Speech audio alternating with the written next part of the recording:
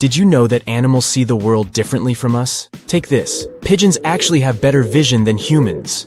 Crazy, right? So let's try to see the world from the animal's eyes.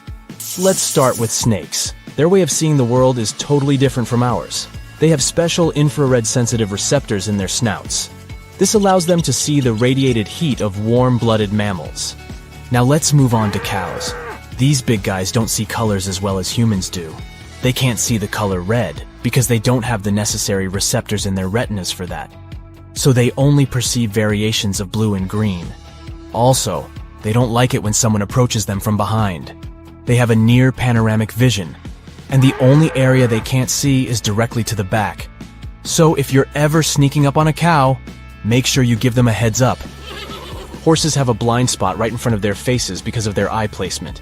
This means they can't see things directly in front of them. Also, they don't see as many colors as we do. Just like cows, their world is mostly made up of greens, yellows, and blues. Poor guys. Fish eyes have ultraviolet receptors and a more spherical lens than humans. This gives them an almost 360-degree vision. As for colors, they're able to see all the same ones as we humans do. But because light behaves differently underwater, they have a hard time discerning red and its shades. Deep-sea fish can easily see in the dark, which is pretty cool. Sharks, on the other hand, can't distinguish colors at all, but they see much clearer under the water than we do. Birds have some pretty unique ways of seeing the world. Unlike humans, birds can see ultraviolet light. This helps them differentiate between males and females of their own species, as well as better navigate in their surroundings. Also, they are very good at focusing. For example, falcons and eagles can focus on a small mouse in the field up to a distance of 1 mile. A pigeon can see all the tiny details, so if you ever need to find a crack in the pavement, just ask a pigeon. And by the way, it has a 340-degree field of vision, and generally their vision is considered twice as good as a human's. There, you have it. I'm envious of a pigeon. Insects have some weird vision patterns too. Flies, for example, have thousands of little eye receptors that work together to give them a big picture of what's going on around them. And get this, they see everything in slow-mo. Plus, they can see ultraviolet light. It helps them with communication. Bees have their own problems. These guys can't tell what the color red is. To them, it looks like a dark blue. How messed up is that? Now, rats. These little guys can't see red either, but that's not the weirdest part. Either of their eyes moves on its own, so they're seeing double like all the time. It's a wonder they don't run into more walls, am I right? Cats don't see shades of red or green, but they do see brown, yellow, and blue hues like a boss. Plus, they got a wide-angle view, so they can peep more stuff on the sides than we can. There's more, though. When it's pitch black outside, cats become ninja-like and can see 6 times better than us. Their pupils adjust to any lighting like magic. Now let's talk about dogs. These furry friends can't see red or orange, but they do rock at blue and violet. Plus, they can differentiate 40 shades of gray. I mean, it's not 50, but still impressive. On a related note, frogs are really picky eaters. They won't even bother with food that isn't moving. They could be surrounded by a buffet of delicious bugs, but if they don't wiggle, frogs won't even bat an eye, and they're not the most observant creatures either. If something isn't important to them, like a shadow, they won't even bother looking at it. Chameleons have eyes that can move independently of each other, so they can see everything around them without even turning their heads. They can even see 2 images at the same time, like a double feature movie, one in front and one behind. Pretty impressive, right? What would you do if you suddenly got 360-degree vision like a chameleon? Share in the comments. A recent study suggests the universe is similar to your brain, only at a much, much larger scale. The brain's neural network contains about 86 billion neurons. The observable universe has at least 100 billion galaxies. Both galaxies and neurons have a similar structure. It's a complex web of nodes linking up long thread-like fibers.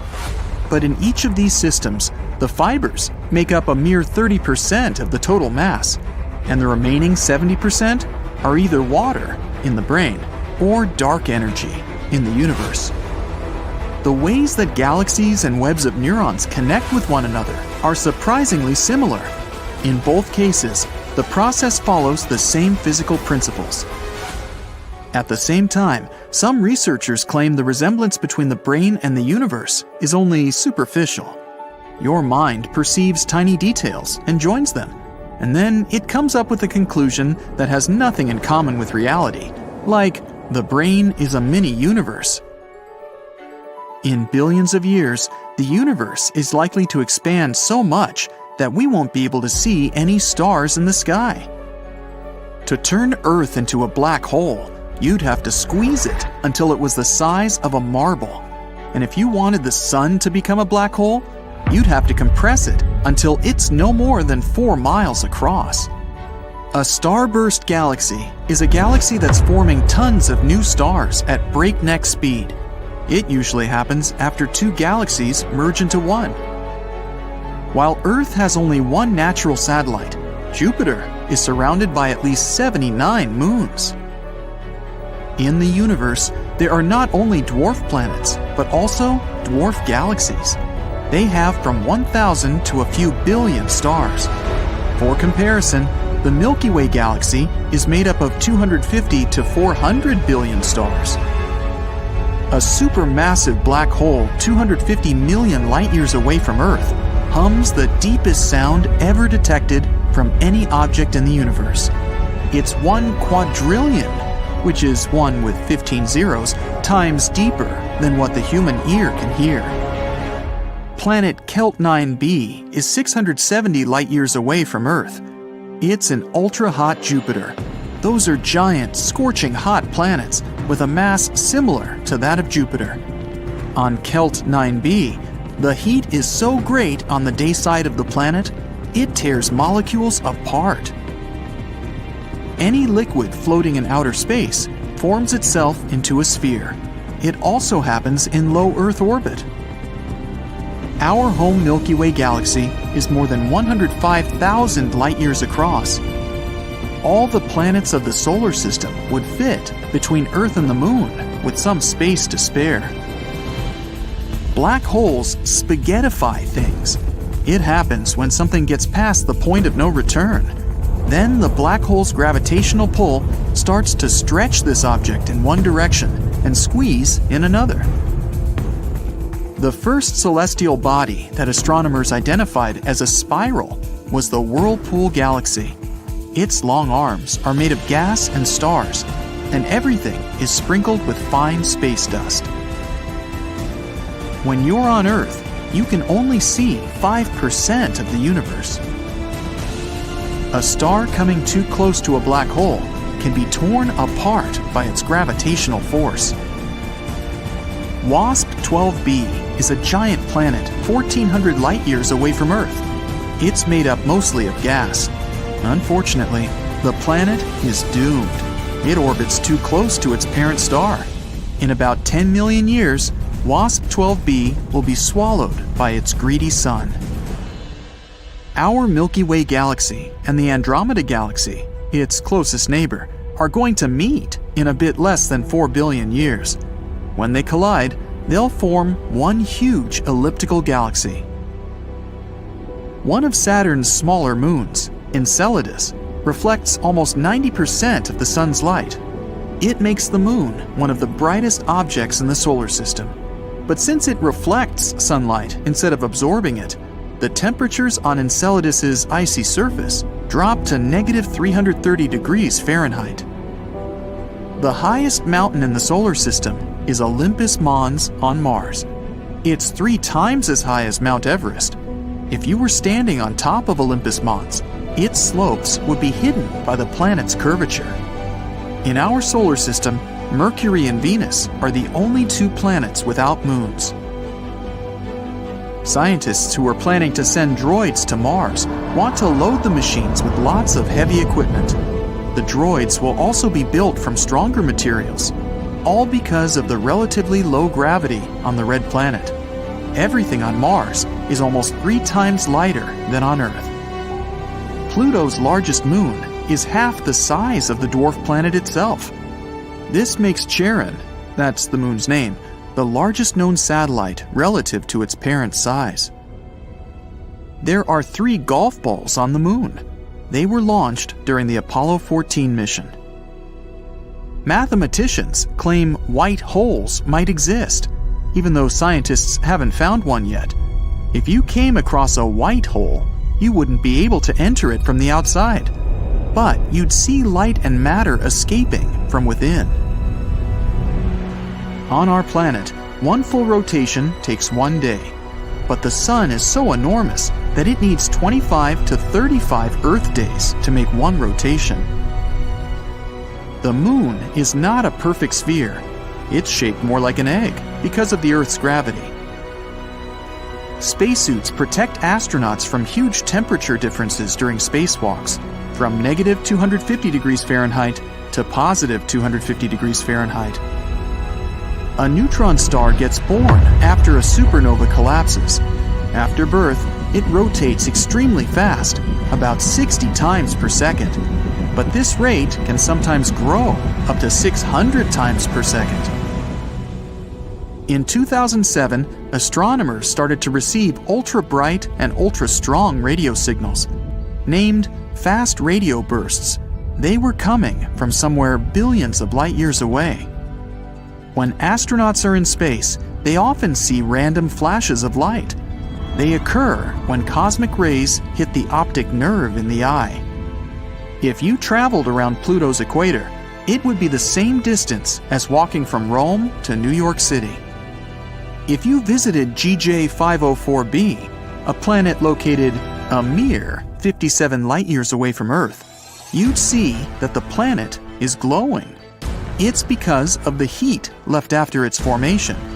The planet's color is a dull magenta, like a dark cherry blossom.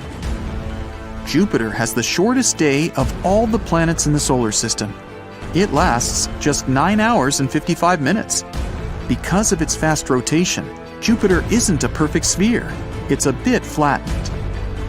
Venus has more volcanoes than any other planet in the solar system. There are at least 1,600 of them on the planet's surface, but most of them are extinct. Mercury has wrinkles. When its iron core was cooling, the planet's crust contracted. It made the surface of the planet uneven. Nuclear pasta found inside neutron stars is believed to be the strongest substance in the universe. These noodles of neutrons can be 10 billion times stronger than steel. Some astronomers believe black holes might have no event horizon, aka the point of no return. Instead, there might be the apparent horizon. It can only trap stuff for some time. Later, matter or energy escapes, but in a different form. Each Apollo mission needed 15 spacesuits. Each member of the 3-person main crew needed 3 suits. One was for training, the second for flight, and there was also a backup suit in case something went wrong with the flight suit. And each of the 3 members of the backup crew had 2 spacesuits, one for training and one for flight. Scientists believe Mercury might still have a partially molten core. It could explain why the planet has a magnetic field, even if it's just 1% as strong as Earth's. Dust storms on Mars are the most severe in the whole solar system. They can be raging for months on end. On planet Kepler 16b, which is 245 light-years away from Earth, not one, but 2 suns set over the horizon. The planet is as massive as our Saturn, but has a higher density. It takes 45 minutes to put on a spacesuit. After it's done, an astronaut needs another hour to adapt to new conditions. Earth-grazing fireballs are bright meteors that enter the Earth's atmosphere, but then leave it again. Triton, one of Neptune's moons, orbits the planet backward. It's the only big moon of any known planet to do so. Triton is also gradually getting closer to Neptune. Experts think that, eventually, the moon will be pulled apart by Neptune's gravity, and then it'll form a ring around the gas giant. Dwarf planet Haumea, which is further from Earth than Neptune, is truly bizarre. It's orbiting in the Kuiper Belt, a donut-shaped ring of ice objects circling the Sun. Haumea has 2 moons, a weirdly elongated shape, and a day that lasts 4 Earth hours. But the coolest thing, the dwarf planet is surrounded by incredibly thin rings. They're likely the result of an ancient collision. It takes Neptune almost 165 Earth years to make one full orbit around the Sun. In other words, since the gas giant was discovered in 1846, it's only circled the Sun once. You're thirsty, so you crack open a soda can and take a few big gulps. Next thing you know, you're out of commission. Turns out, that can was contaminated with something nasty, like rat urine, and you had no clue. Just goes to show, you never know what might be lurking in that seemingly innocent drink. During transportation, storage, or handling, cans can pick up germs, bacteria, and dirt. When you drink straight from the can, those germs can easily enter your body. Cans are often stored in warehouses and rarely get a good cleaning before they reach you. Warehouse conditions can be pretty gross. Think rats running over them and less than ideal hygiene. To stay safe, it's a good idea to clean cans before drinking from them. Experts suggest giving them a quick wash with soap and water to avoid contamination. Studies have shown that unwashed bottles can be full of bacteria, so this step is really important. Now, quick question. Who's taken out more people, sharks or vending machines? Surprisingly, vending machines have a darker history. Let's dive in. But first, let's define what counts as a vending machine casualty. We'll rule out things like expired snacks or electric shocks. Those aren't the machine's fault. What we do count are incidents where someone was severely harmed or, what's worse, passed away from rocking or tilting the machine. For sharks, any fatal encounter counts. In a 1995 report, there were 2 severe incidents that ended up in demise and 1 serious injury linked to vending machines. Since 1978, there have been at least 37 such incidents and 113 injuries, which gives us about 2 fatalities per year. Compare that to 1 shark-related incident in 2021. However, this data is quite old. Since 2008, there haven't been any reported vending machine incidents. Why the drop? It could be due to warning signs and credit card readers reducing the need to shake machines. But remember, your risk varies based on where you live and your habits. In the end, the vending machine versus shark comparison isn't quite accurate anymore. Today, you're more likely to have a serious encounter with a shark than a vending machine. But the point remains, sharks aren't the bloodthirsty hunters they're made out to be. So, someone pointed out your visible nose hairs, and now you're looking for ways to deal with them. You might think plucking is the way to go, but hold up, it's not as safe as you think. Here are 3 solid reasons to avoid plucking your nose hair. Your nose is full of delicate nerves, follicles, and plenty of bacteria. Plucking nose hair can damage the sensitive skin inside your nostrils, letting germs in and causing issues like infections and inflammation. Also, just like with waxing, plucking nose hair can result in ingrown hairs. As the hair grows back, it might curl into the follicle, causing bumps, discomfort, and inflammation. This can lead to folliculitis, which shows up as small, pus-filled red bumps and can be itchy or painful. In severe cases, plucking nose hairs can cause nasal furunculosis, a deep follicle infection with swelling and discomfort. This infection can spread to blood vessels near the brain, potentially leading to cavernous sinus thrombosis, a condition where blood clots form behind the eye sockets. If not treated, this condition can be life-threatening and may cause permanent brain damage. To avoid these problems, go for trimming your nose hair instead. Trimming doesn't make your hair grow back thicker or faster, and it helps maintain the right amount of nose hair to keep out pathogens. Contact lenses are meant to help you see, but they can make you turn completely blind. One big no-no is wearing your contacts in the shower. It's bad for both your lenses and your eye health. Showering with contacts is like swimming or sleeping with them in. It's a common mistake. Water and contacts just don't mix. You need to keep your lenses clean to avoid any issues. If water gets behind your lens, germs or chemicals like chlorine can get in there and cause trouble. At best, you might end up with sore or itchy eyes. Worse, you could get conjunctivitis from a bacterial infection. In rare, serious cases, you might even face infections, which can sometimes lead to blindness. Most people wear contacts in the shower accidentally rather than doing it on purpose. If this happens, close your eyes right away and carefully step out of the shower to remove your lenses. If your eyes feel sore or look red afterward, contact your optometrist ASAP. Always use the cleaning solution your optometrist recommends to sterilize your lenses before putting them back in.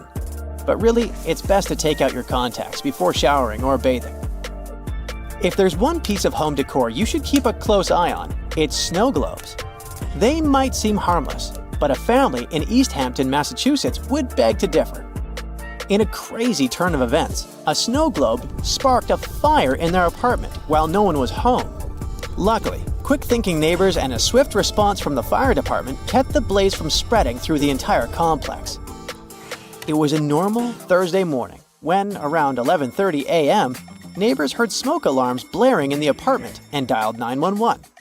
Firefighters arrived to find the place locked, so they had to force their way in. Inside, they found a small fire on the coffee table and a room filled with smoke. There, they also saw the culprit. It was a snow globe. It was sitting just right on the coffee table, and the sunlight hit it at the perfect angle, magnifying onto some cardboard and styrofoam and setting them on fire. While it's not common, fires started by magnified sunlight do happen. Many firefighters have seen blazes ignited by mirrors and magnifying glasses. So, keep those snow globes out of direct sunlight. Better safe than sorry. Alright, let's talk about fatal fruit. No, I'm not going to bore you with another lame list of the most poisonous fruits out there. Instead, I'm going to tell you about something heavenly tasty that can make you teleport to the heavens in a matter of seconds. Meet the coconut. This seemingly innocent fruit has a dark side. Coconuts are responsible for around 150 fatalities each year.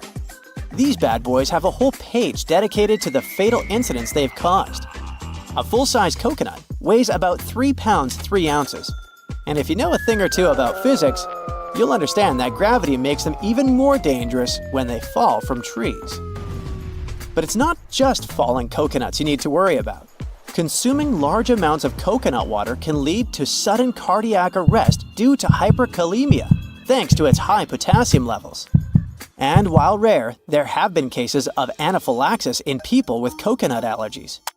While the most common way coconuts cause harm is by falling and hitting someone, there have been some unusual incidents too. In December 1923, a man in Newcastle, Pennsylvania, passed away while trying to crack open a coconut with the butt end of a loaded revolver. It went off, and he was shot in the abdomen. You know those handy selfie sticks that help you nail the perfect shot? Turns out, they can be way more dangerous than you'd expect. These little gadgets have led to a surprising amount of injuries and even some fatalities. People have accidentally knocked themselves or others out, taken a tumble off cliffs, and even been hit by cars while trying to get that Insta-worthy pic. Some popular landmarks have even banned selfie sticks altogether. For instance, the oceanfront in Mumbai has said no to selfie sticks. India, by the way, leads the world in selfie-related deaths. Nearly 40% of the 49 globally recorded fatalities over the past 3 years happened there. If you still think selfie accidents aren't a big deal, consider this. From 2008 to mid-2021, a staggering 379 people lost their lives while trying to get that perfect shot. So yeah, it's definitely something to take seriously. How can spiders survive when they lose a leg? When they're in a dangerous situation and try to run away, they can lose legs and regrow them only a couple months later. They'll survive without any problem because most of the time, their legs come off at break points. Those are joints that contain muscles and constrict, which helps spiders minimize blood loss. If they lose a leg at the part that comes before the break point, the spider still sheds it, but it will lose more blood. It will be harder for the animal to recover in this case. Speaking of spiders, have you noticed how they sometimes stay extremely still for a long time? They're motionless while waiting for potential prey to land in their web. When moving around, they waste energy and drive unnecessary attention to themselves. Either a hungry bird praying for a quick snack will see it, or a spider will remain hungry because flies will be less likely to come near their web. When spinning a web, they waste a lot of energy. Even after the web is finished, a spider may have to wait for days or weeks to catch something. So, it's important to save as much energy as possible. Hunting spiders are way more active, but the majority of them are nocturnal predators. They spend their days relaxing, tucked away under a rock or in a nest. Roast potatoes can stay hot for a really long time, and this mostly has to do with the fatty, starchy crust that's like some sort of an insulating layer. When you pre-boil a potato, this causes its starch granules to absorb water and swell until carb molecules seep out to produce this type of thick gel. Since potatoes are in the oven, high temperatures drive off moisture. This makes the gelatinized starch on the outside of the potato chunk and creates a crispy crust. This crust traps the heat inside. The fat from the baking tray collects in cracks too, and the heat-keeping structure stays strong. Birds don't get electrocuted while perching on power lines because it's not voltages that will harm them, but voltage differences, and electricity wouldn't flow without them. So, if you see a bird standing on a single power line at, for example, 35,000 volts, the lack of a voltage difference is something that keeps the animal safe. But if it accidentally extends its wings and touches another power line that's at a different voltage, it won't end well. That's the reason why electricity companies make sure there's plenty of space between the cables. Have you ever wondered why airplane pilots won't try to land on grass when the landing gear doesn't deploy? The grass may seem like a good solution at first because it's soft, true. But the surface will neither be smooth nor even. When pressure is high, landing on grass can lead to unpredictable movements and cause issues such as structure formation. That happens because of bouncing and unequal pressure. This can even result in fuel leakage and prevent the doors from opening. Bald heads tend to be shiny, even though the skin elsewhere on the human body isn't. Most of our skin is covered with tiny hairs that give it some sort of velvety peach fuzz look. With male pattern baldness, the hair follicles tend to shrink and turn into skin cells, which means there's no hair there at all. And the scalp is especially shiny due to the sebaceous glands. They produce and secrete some kind of oily matter that protects our skin. Sebaceous glands are located all across our skin, but the scalp has way more of them. So, this oil coats the skin, which is why it turns into a more reflective surface. House cats will rarely meow at one another, but they become chatty with humans, and this could be related to domestication. The process of taming cats and keeping them as pets started nearly 10,000 years ago. Before that, cats were pretty much loners. They rarely encountered other cats, so they didn't even have to use their voices to communicate with each other. Instead, they communicated through their sense of smell, which included things like rubbing against a certain object, for example, a tree. So they didn't even have to come face to face with other members of their species to send a message. And that's how they mostly communicate today as well. But humans don't have such a good sense of smell as cats, so these foxy creatures had to think of a way to send us a message and still get what they wanted from us, which turned out to be meowing.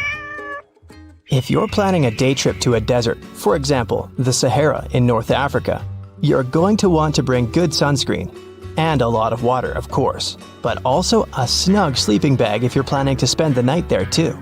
Deserts really become cold during the night. In the Sahara, temperatures go from an average high of 100 degrees Fahrenheit during the day to 25 degrees during the night. Such dramatic change happens because of two main factors: humidity and sand.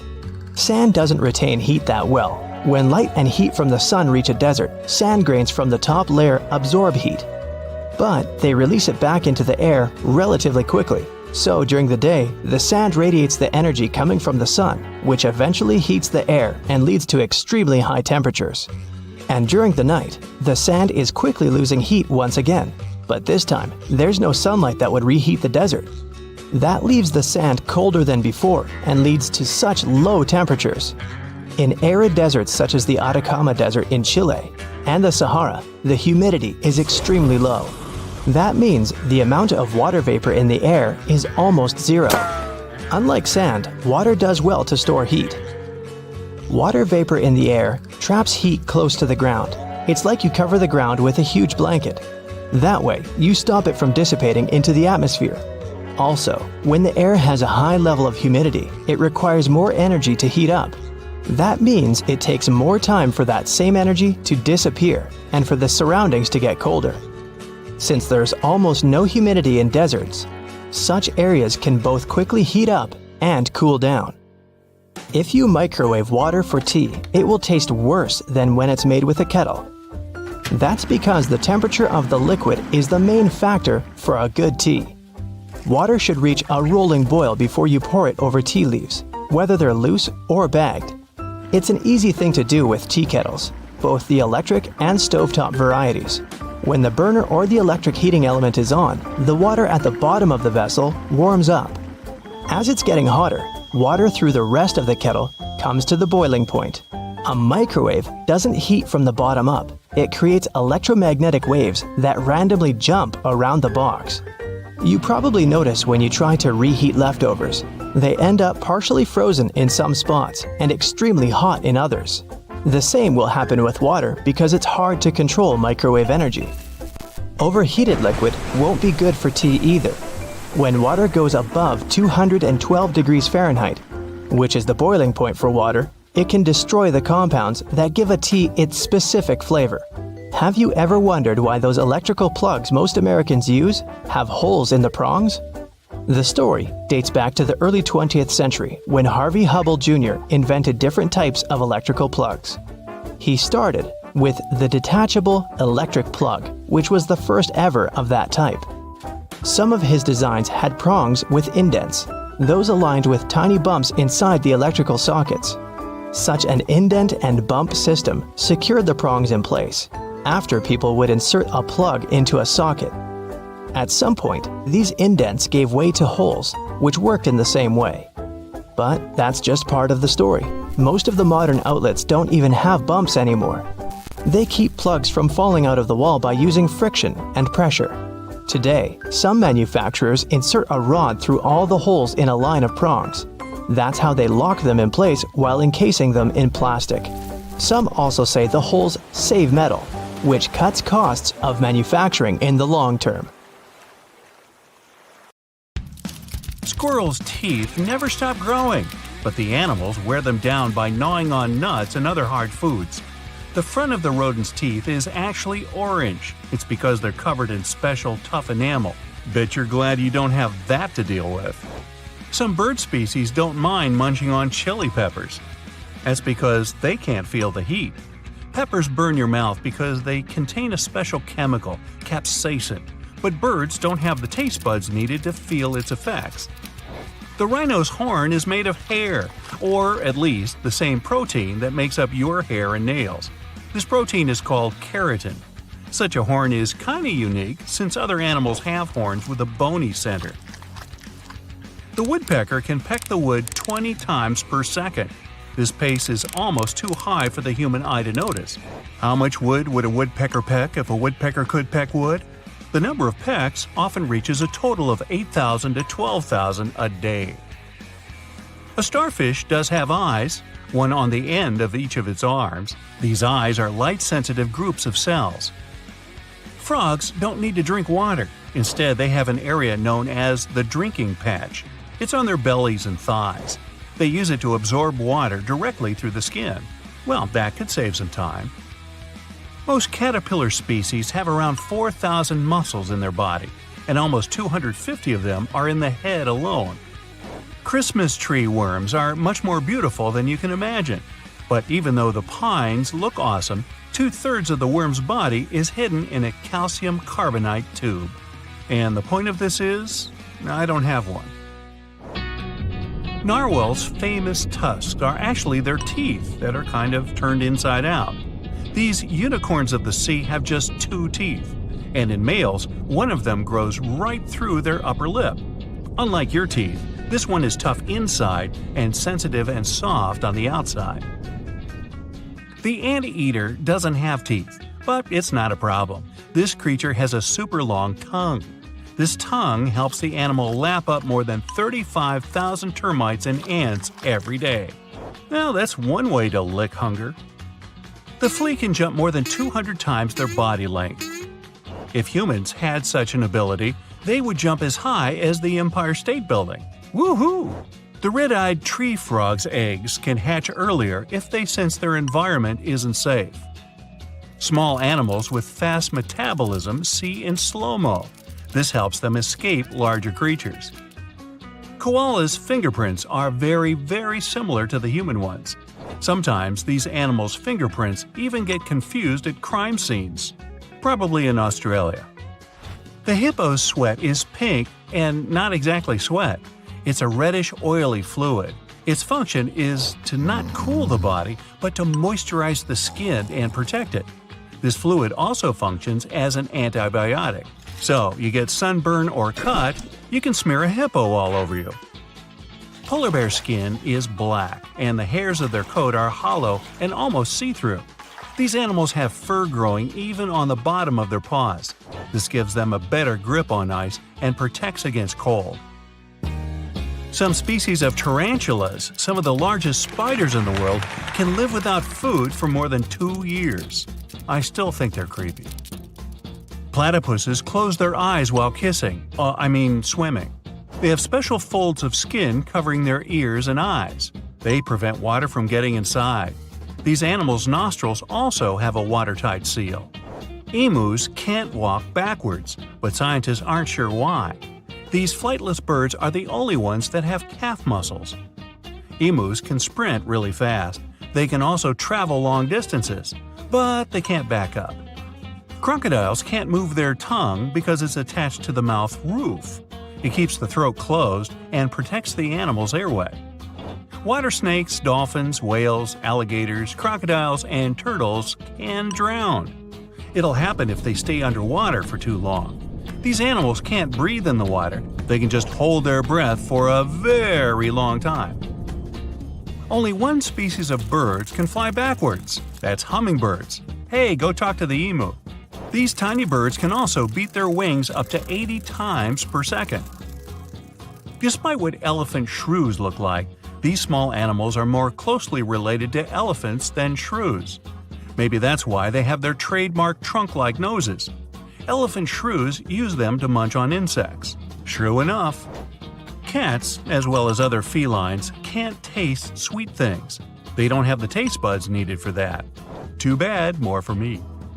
Flamingos can only eat with their heads upside down. That's why their lower bill is massive and their upper bill isn't fixed. Such an arrangement is perfect for upside-down feeding. But it's the opposite of what other birds have. It's not easy being pink. Tiger skin is as striped as their fur. That's all I have to say about that. When toucans sleep, they curl into pretty tight balls. These birds can turn their head so that their tail covers their head and the beak rests on the back. So yeah, they have a ball. The ostrich has some of the largest eyes in the animal kingdom. They're more massive than a bird's brain. Each eye is as big as a billiard ball. All clownfish get born male, but in some circumstances, they can turn into females. This change is irreversible.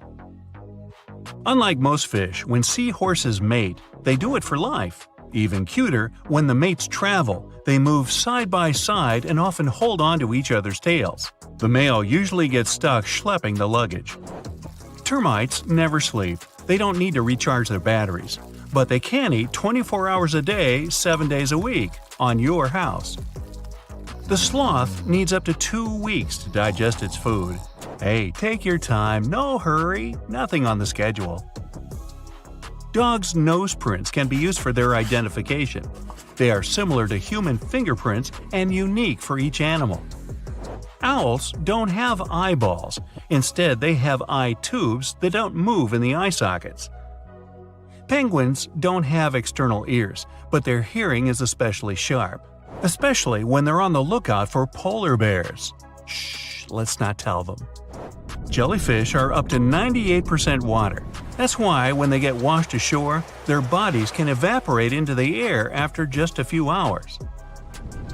If a traffic jam happens underwater, an alligator will always give way to a manatee. Nice manners.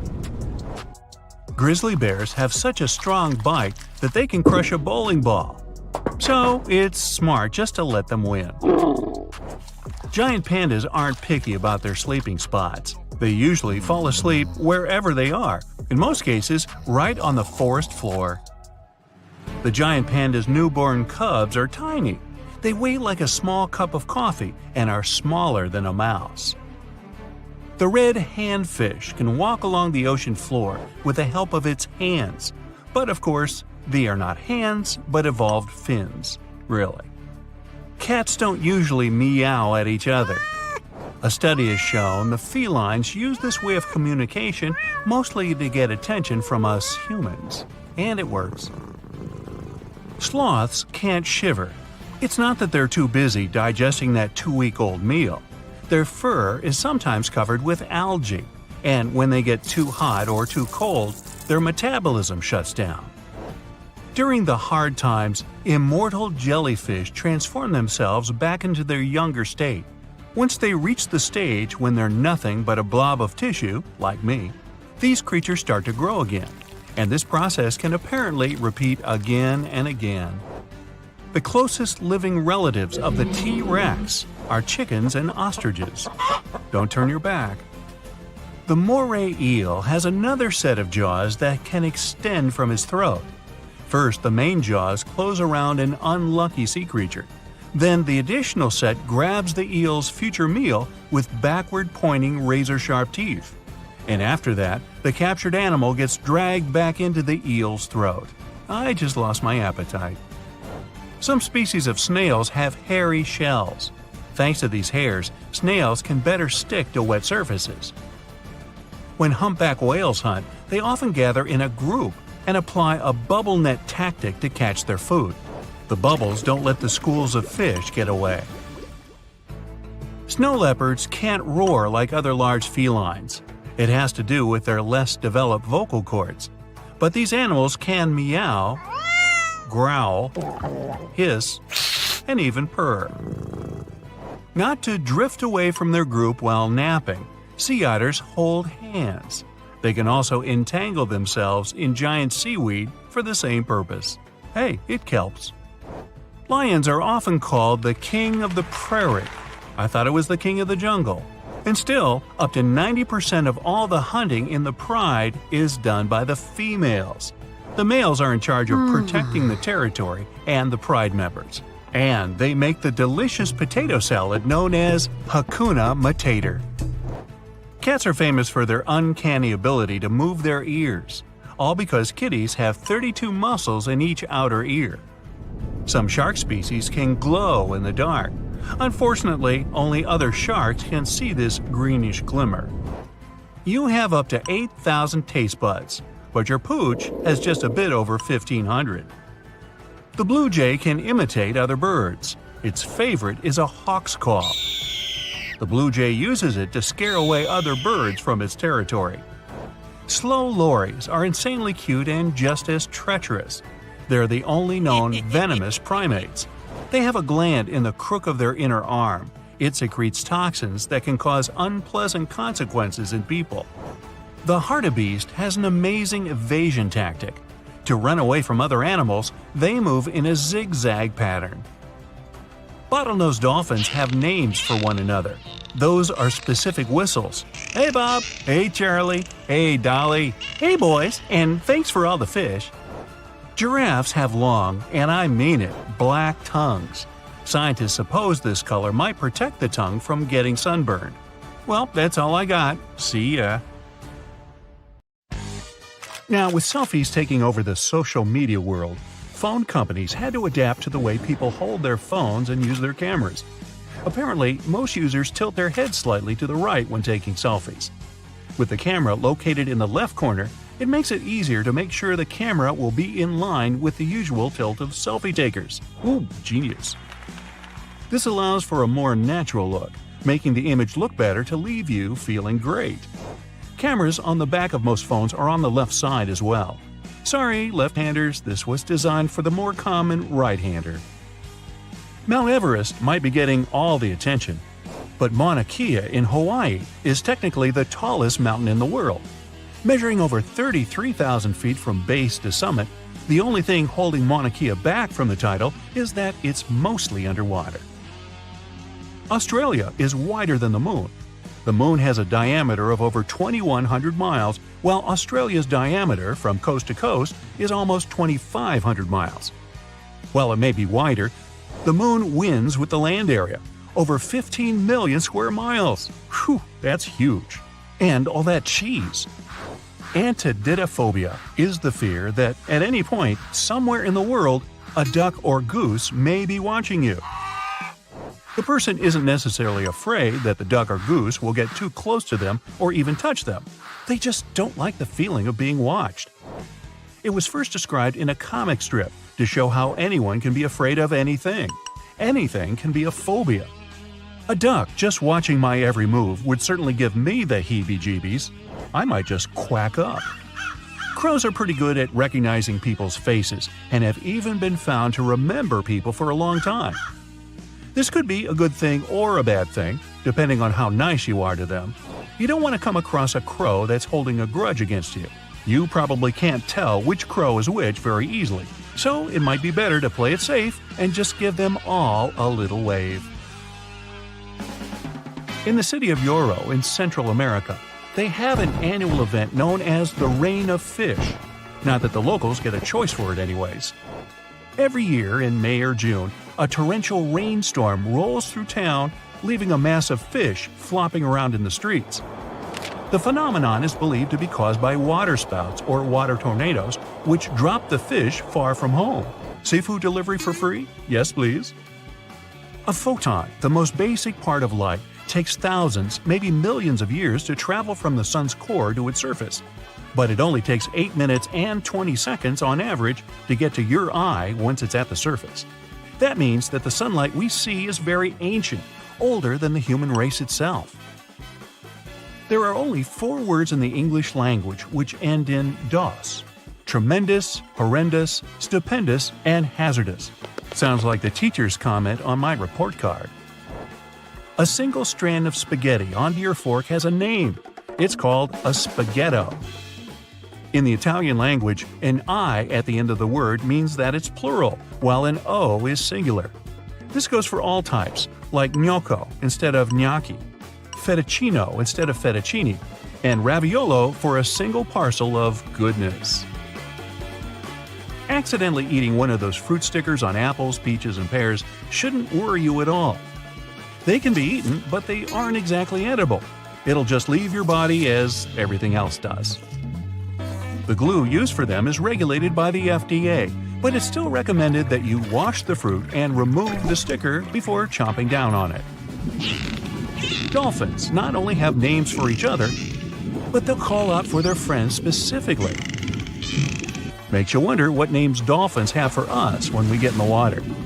Hey, look, Frank, those hairless monkeys are back in the water again. German chocolate cake is one of the most delicious cakes out there. It's my all-time favorite. But its name has nothing to do with the country at all.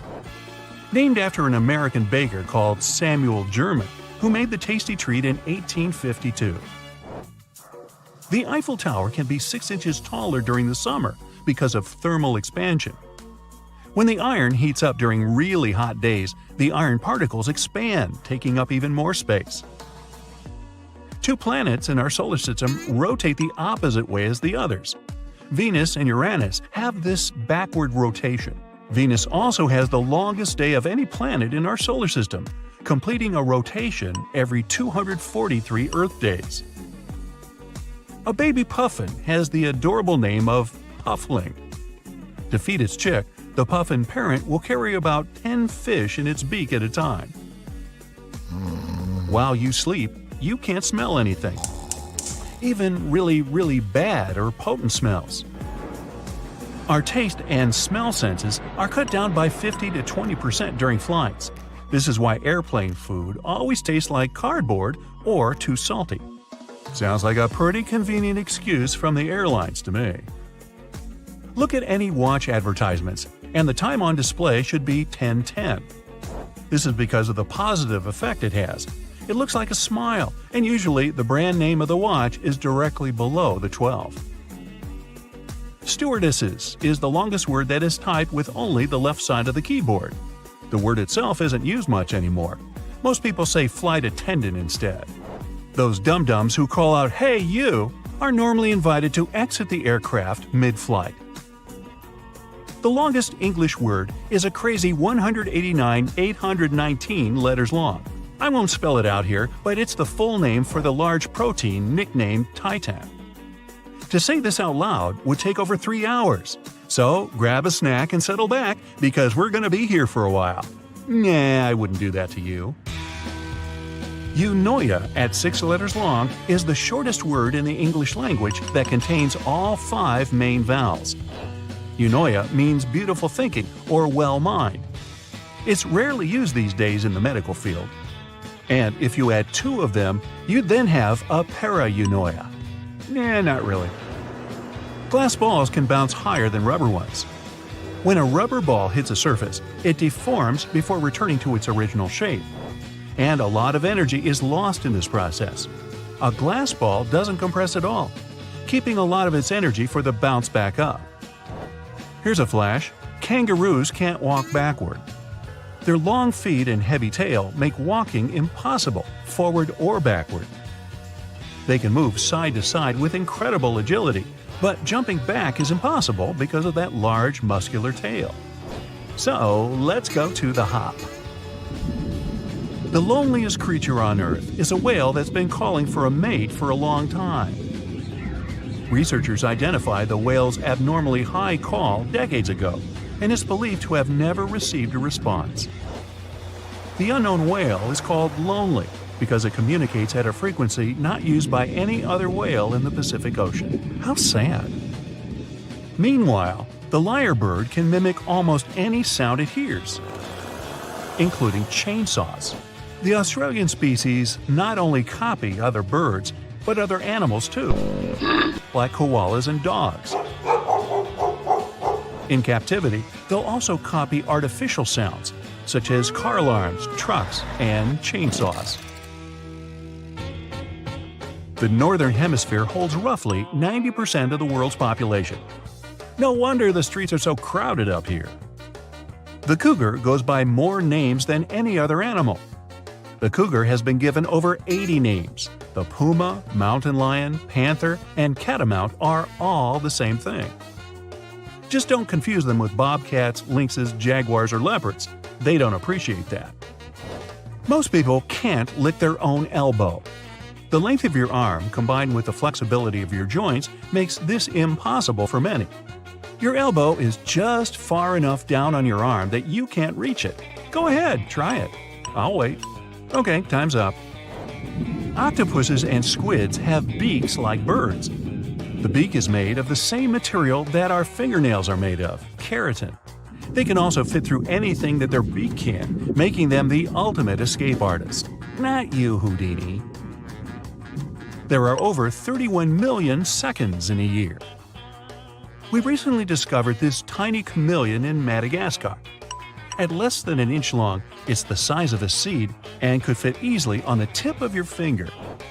It's nicknamed the nano lizard and shows how many tiny creatures could be hiding out undiscovered, away from the eyes of scientists and researchers. 11 plus 2 equals 13, of course, and 12 plus 1 equals 13. The 13 letters that make up these phrases equal each other in more ways than one. They are actually anagrams of each other. Wow. Anagrams, homonyms, and antidophobia. That's a mouthful, but not as sweet as my German chocolate cake. Hey, I'll take seconds. There are 2 sides to every story. Just like to a regular cotton pad. 2 different textures, to be more precise. One is smooth, and you're supposed to use it for more sensitive areas of your face, for example, the eyes. The rougher side can help you remove makeup and clean your face in less sensitive areas, like the forehead. If you like having greenery in your home, you've probably noticed the flower pots have holes at the bottom. These holes are the reason your green friends live a happy life. They're extremely important for water drainage. Thanks to these holes, you'll avoid stagnant water buildup that can eventually ruin your plant. Also, Thanks to those holes, roots can grow and expand beyond the limits of your pot. Have you noticed aviator sunglasses mostly have green lenses? It has something to do with their origin. First, they showed up in the 1930s. Before that, pilots had goggles to protect their eyes while they were in the air. High altitudes with glaring sun and sub-zero temperatures were a real test for their eyes. The goggles helped them with those issues, but there was another one. Since the temperature differences between the air outside and within the goggles were big, the lenses would fog up and obscure the pilot's view. So, the company Bausch & Lomb came up with teardrop lenses surrounded by a light metal frame. These lenses were dark green because this tint cuts out blue light, which is also a problem for pilots when they're flying above the cloud line. Plus, green lenses also reduce glare and improve contrast and sharpness. Holes in the side of your Converse sneakers? Are those really necessary? Well, they allow air to enter your shoe so your feet can stay cool. You can also use them to style up your shoes and tie them in different ways too. There are 2 reasons plastic bottles have grooves. First, if you're drinking cold water and it's hot outside, you'll see there's a lot of condensation on your bottle.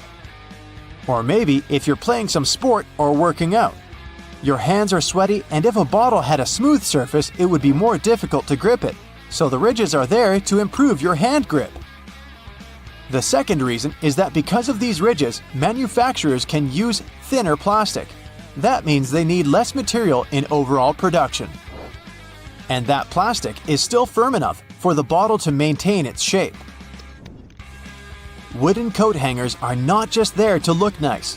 Since they're made of cedar wood, they bring a nice scent to your closet. Plus, they repel bugs. They're also quite firm, so they come in handy for heavy clothes, such as jackets. And it's hard to damage them.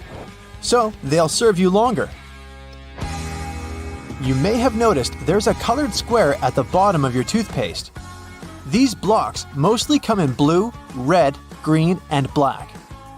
They are some sort of eye marks, since they help manufacturing machines at the assembly line recognize where and when to cut the toothpaste and seal the end of the tube. Some boots have loops at their top and back. Looks like a fashion statement, doesn't it? Or maybe it's something that manufacturers add for fun. But those loops actually have their purpose. With them, you can pull the shoe up when trying to wear it. Plus, you can easily hang them or use the loop for better support for the laces. Confession time. Remember those attachments your vacuum cleaner came with? Did you also put them somewhere aside and never use them again? They're actually pretty helpful when you're cleaning the house because you can use them for particular areas that are sometimes hard to reach with the regular attachment. We all know what the vegetable peeler is for, but besides peeling the skin of carrots or potatoes, you can use it for onions too. It may be faster than doing it with a knife, plus it will save you some onion tears. Some sweatshirts have something pretty specific in the neck area, a V-shaped stitch you can see in the middle of the collar. The ribbed insert, similar to the ribbing at the hem and the sleeves, would allow the owner to put the garment on more easily, and it wouldn't even lose shape.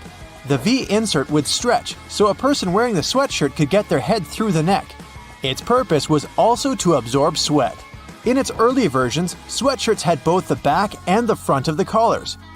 Through time, they lost the back one, and this V insert became something decorative since manufacturers started to stitch a V at the collar without using the ribbed material they had added before.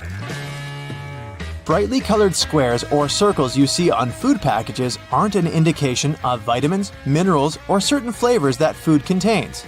And nope, it's not some secret code consumers are supposed to crack. It's actually for printing engineers. They're called process control patches or printer's color blocks. During the process of printing the food packaging, manufacturers use those colored blocks to check if the printing ink is correct. They compare the color of blocks they print to make sure the brand they print for has a consistent and recognizable quality all over the world. The majority of printers only use 4 colors: yellow, magenta, cyan, and black. Some printers have additional colors, such as green, orange, and violet. That's why you sometimes see multiple circles on certain packages. They test each ink color. Margins in notebooks. They're not there as some sort of a guide for taking notes and writing. Someone came up with a potential solution that was supposed to protect the written work from, well, rats. They used to be pretty common residents in people's homes. They are known for their diet, including basically anything, like paper, for example. So, people started adding wide margins as an appetizer that was supposed to keep rats full. This way, they wouldn't want to get to the main dish, the written pages. Suits have a buttonhole close to the top of the lapel. Manufacturers sew it shut so you can't open it without ruining your suit. And when you compare it to the other lapel, you see that one is completely smooth, without any clues. You won't find such an unpartnered buttonhole on a suit jacket only. Camp shirts, pea coats, and some other clothing pieces have them too. And they have to do with the history of lapels.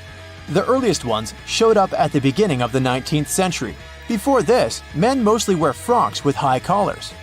They would button them all the way up to the top.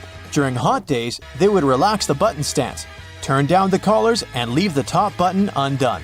It was a relief from the swelter, plus their folded over laps would be symmetrical at the chest, and today, we recognize that as a lapel. People stopped using that buttonhole after they came up with the lapel, unless it was for some formal occasion. Like for example when you wanted to put a flower in there. That's why suit makers left it, as a fashion feature.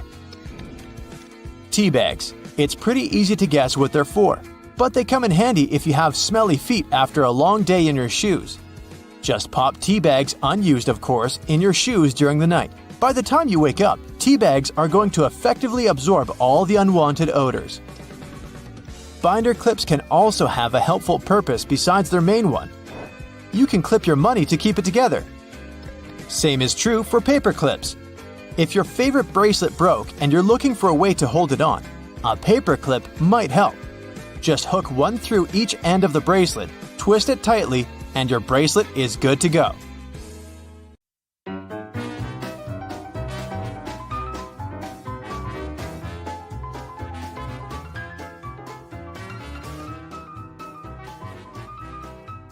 The tuatara is a reptile that has a third eye on top of its head.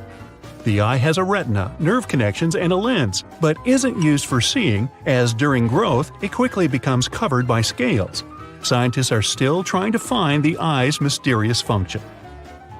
There's only one letter that doesn't appear in the name of any of the 50 U.S. states. There's a Z in Arizona, and even two pesky X's in New Mexico and Texas. But search a map and you won't find a single Q in any U.S. state name. It's estimated that a total of 108 billion people have lived on Earth throughout its history. Ever wondered what that tiny pocket in your jeans is for? It's a watch pocket and was originally intended as a place to store pocket watches. It dates back to 1879 as a new feature on a pair of Levi's jeans.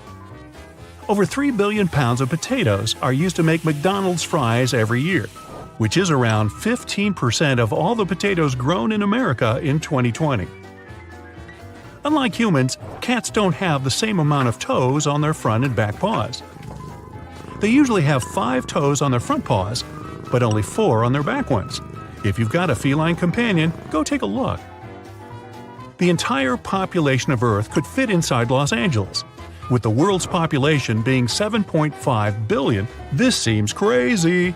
But if everyone stood shoulder to shoulder, we could all fit inside 500 square miles. Pigs aren't the only animals that are great at finding truffles. Dogs are just as good thanks to their sense of smell and are now used more commonly. The current American flag was designed by a high school student. Bob Heft designed the flag for his history class in 1958 and was only given a B- for his efforts.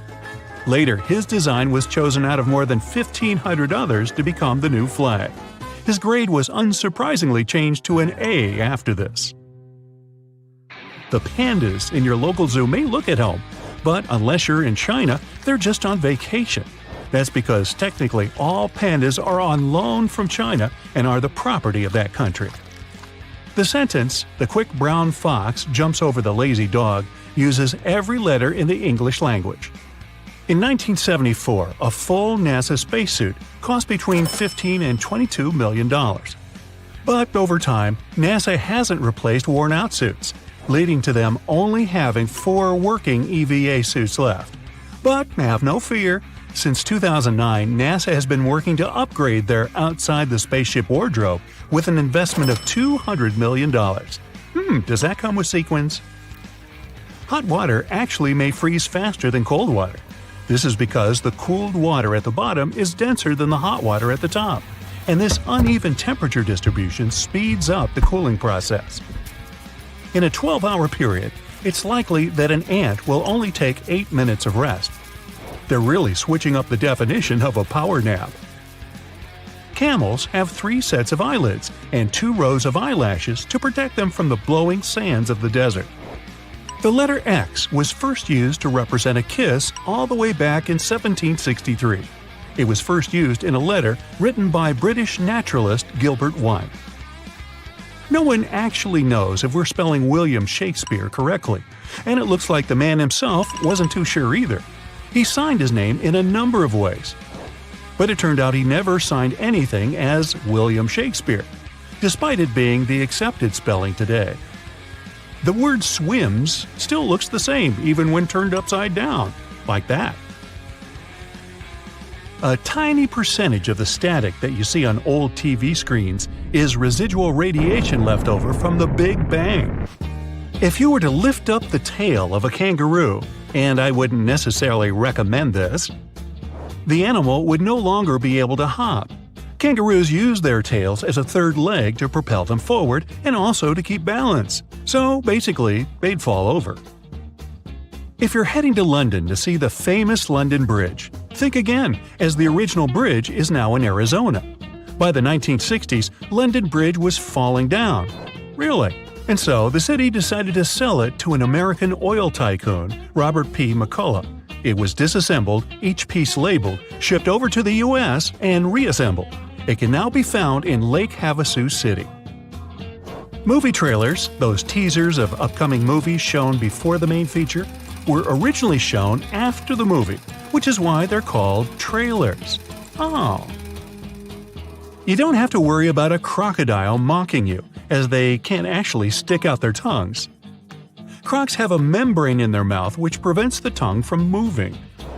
English is the most widely spoken language in the world, but 4 times more people speak it as a second language than as their mother tongue. Speaking of England, the crown jewels contain 2 of the largest cut diamonds of all time. The Cullinan diamond is the largest diamond ever found and is part of the sovereign's scepter with cross. The second gem is the aptly named Cullinan II, which is mounted in the impressive imperial state crown. So now you know. Every glass of water you drink probably contains water molecules that have also been drunk by a dinosaur. The dinosaurs were around for 186 million years, compared to humanity's 200,000, giving them a lot more time to drink Earth's water than us. Huge diamonds could be raining down on Jupiter and Saturn as you watch this video. That's because lightning storms turn methane into carbon, which gradually hardens as it falls and turns into diamonds. Beneath the Easter Island heads, they actually have hidden bodies. In the 1900s, archaeologists dug up 2 of the statues to find full torsos measuring 30 feet. The torso was 30 feet long, not that the statue had 30 feet. That would be weird. Next time you're struggling to concentrate when studying, try reaching for a stick of gum. A study found that participants who chewed gum while taking a memory test could stay focused longer than those who didn't. Now, common sense would suggest that trees have been around before most animals, as they produce oxygen for us to breathe. If you were to tell this to a shark, it would laugh, as the sea creatures were actually around long before trees. Sharks date back around 400 million years, with trees coming in about 50 million years later. Yeah, I want to see a shark laugh. Listen closely next time you turn on the hot and cold water taps, as water actually makes different pouring sounds depending on its temperature. The heat changes the thickness of the water, which changes the pitch of the sound it makes when it's poured. There may be a new suspect to add to police lineups, and that suspect is a koala bear. While gorillas and chimps have fingerprints similar to humans, so does the cuddly koala. The Comic Sans font has divided people across the world for decades and has developed a reputation for being informal or unprofessional. This makes perfect sense given its creation, as designer Vincent Conner looked to his favorite comic books like Watchmen for inspiration. Think of the first thing that comes to your head when Transylvania is brought up. It's vampires, right? But Dracula's author Bram Stoker never actually visited the mountainous region of Romania, which cemented Transylvania in the legend of the vampire forever. The first college football game took place as far back as 1869 and was between Rutgers and Princeton. Rutgers won the game 6-4. If you're looking for a bodyguard from the animal kingdom, look no further. The silverback gorilla can lift up to 10 times its own body weight, which translates to a total of around 1,800 pounds. This makes them one of the strongest living mammals on Earth. Ever wondered how a city gets named? In Portland, it came down to a coin flip. If the coin had landed the other way around, we'd be calling it Boston, Oregon. Iceland is growing 2 inches every year. This is because it's divided by the North American and European tectonic plates. So as the plates push wider apart, the bigger Iceland gets. The average person will spend a whopping 6 months of their life waiting for red traffic lights to turn green. Poor yellow isn't even mentioned. Humans are the only animals with chins. While other animals, like the chimpanzee, share similarities with humans, like walking on 2 legs or having a jaw, none actually have that little bit of bone in the middle of the lower jaw. So hey, when you're feeling down, chin up. The Empire State Building's tower was designed to serve as a docking station for dirigibles. At that time, people believed that these airships would become the main means of transportation in the future. The project included gangplanks, check-in and customs offices, and so on. But then the engineers realized that the wind up there was too strong for their plans, and they gave up on their idea. Angel Falls, the largest uninterrupted waterfall on the planet, is more than twice as tall as the Empire State Building. During the dry season, the falling water sometimes evaporates before it reaches the ground. One of the most mysterious sounds ever heard on Earth was the bloop. It occurred in 1997 and resembled the noise of marine animals, but the volume was too great for a sound produced by a living creature. The bloop continued for 1 minute. It started from a low rumble and then rose in frequency. Antarctica might just look like a giant field of ice, but there's actually a huge continent underneath. That means that it has volcanoes, mountains, and valleys, like any other continent. Scientists have recently discovered that the Antarctic landmass has the lowest point on the planet, as well as huge mountain ranges. If any of the numerous volcanoes were to erupt, it would melt a huge part of the surface ice and increase the spill of ice into the ocean. The sea level would rise and flood coastal areas around the world. The ocean waters would also be disrupted, putting marine life at risk, though all of these volcanoes are dormant at the moment. Each day on the South Pole lasts 6 months on this continent. The South Pole only has a single sunset and sunrise across an entire year. Early Earth might have been purple, not green. There's a theory that ancient microbes used molecules rather than chlorophyll to absorb sunlight. These molecules likely gave living organisms a violet tint. During the Stone Age, the entire population of Central Europe was around 1,500 people, which means they would all fit on a mid-sized cruise liner these days. Astronomers have figured out that the Milky Way weighs around 1.5 trillion solar masses, and one solar mass is the mass of our Sun. A tiny part of this weight is a supermassive black hole at the center of the galaxy, and 200 billion stars. The rest is dark matter, mysterious and invisible. If all sheets of Arctic ice and glaciers melted at the same time, the sea level would rise for the height of a 26-story building. Under black or UV light, ripening bananas look bright blue. That's because of the chlorophyll that's breaking down when the fruit is ripening. Because of tectonic plate movements, the Pacific Ocean shrinks every year, and the Atlantic Ocean gets bigger by the same amount. These days, there are only 2 ice sheets in the world left after the planet's last ice age. The first is the Greenland ice sheet. The second, the Antarctic ice sheet, is enormous. It's the size of Mexico and the continental US combined.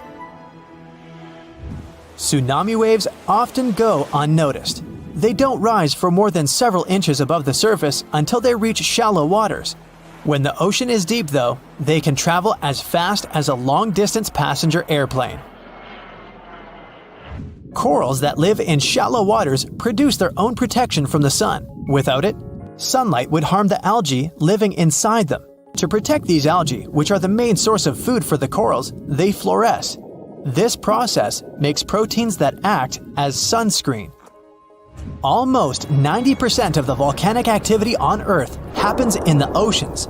The South Pacific has the largest concentration of volcanoes people know about. There's one volcano cluster that has 1,133 volcanic cones. All of them are active and cooped up in an area the size of New York State. The Zemchug Canyon in the middle of the Bering Sea is the largest underwater canyon ever discovered. There are more treasures and artifacts at the bottom of the ocean than in all museums in the world combined. In 1900, one of the biggest hurricanes struck near Central America and in the Gulf of Mexico. It then went as far as Florida and Texas and is considered to be the most devastating hurricane in the United States history. They first detected it on August 27th, and it lasted for many days. By the time it reached the Texas coast, the storm had turned into a Category 4 hurricane. Hurricanes are categorized on wind speed and intensity using something called a Saffir-Simpson scale.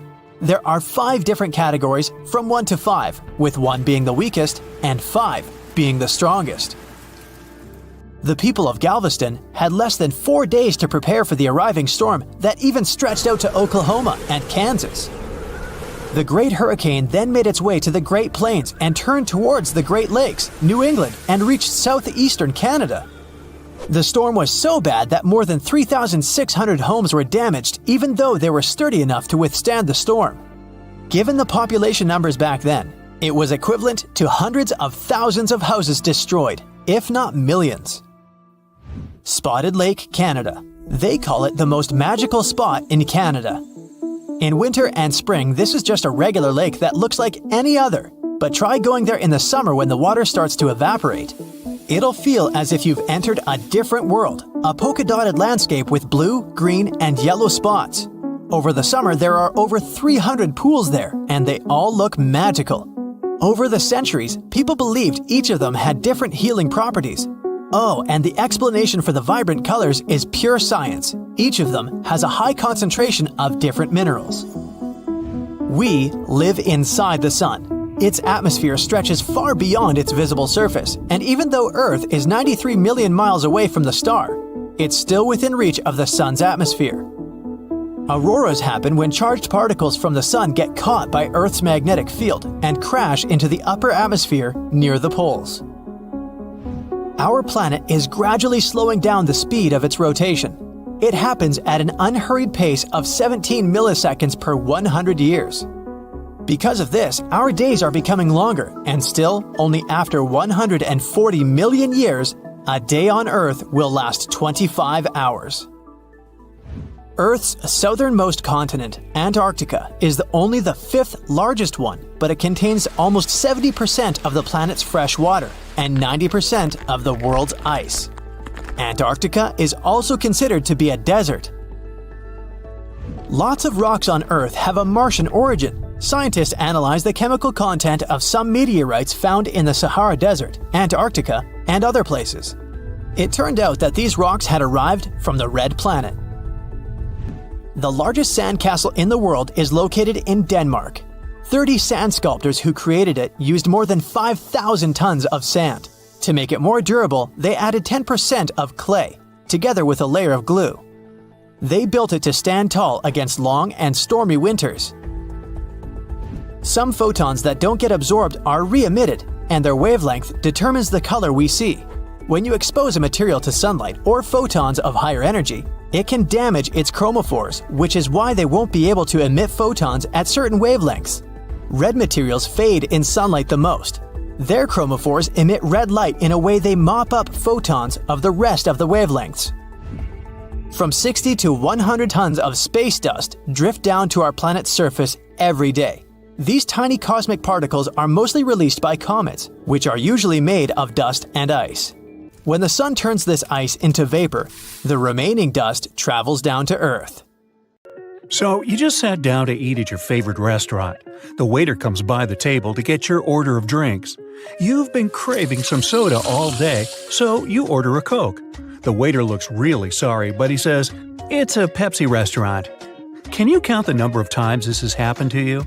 Even when you're traveling abroad, it's either Coke or Pepsi. If you like both, you end up having to pick sides.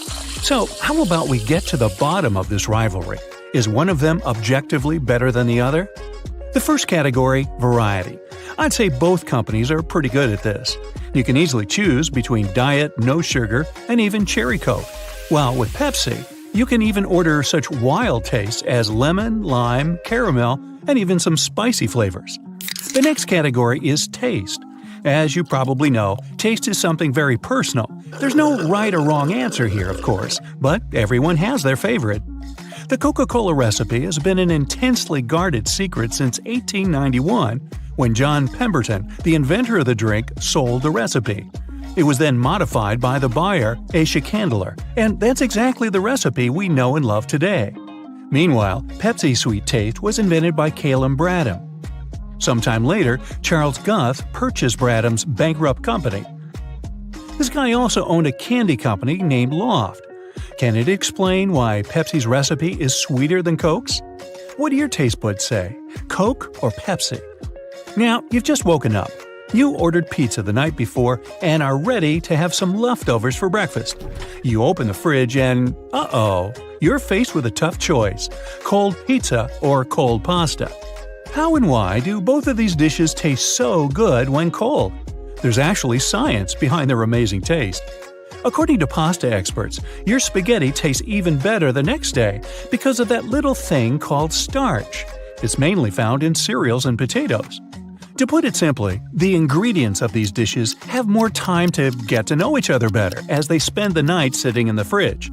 The starch absorbs the fat and sauce and seasoning overnight. It vacuums all the tastiness and makes the flavor much richer.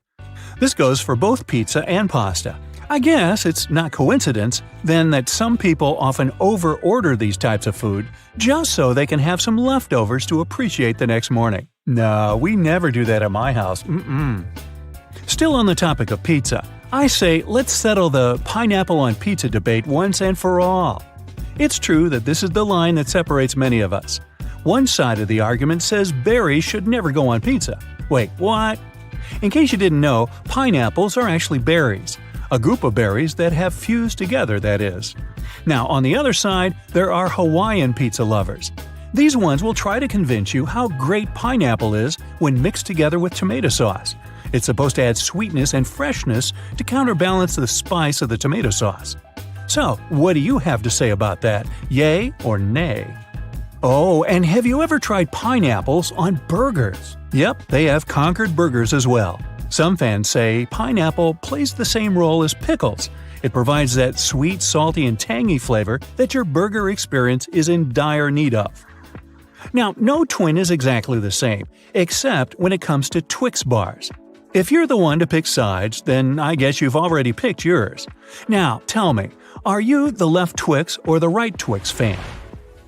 Does it make any difference? Or is it all just a genius marketing move?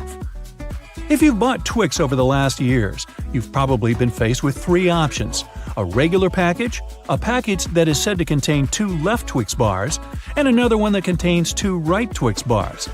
Now, as you may know, Twix comes in pairs.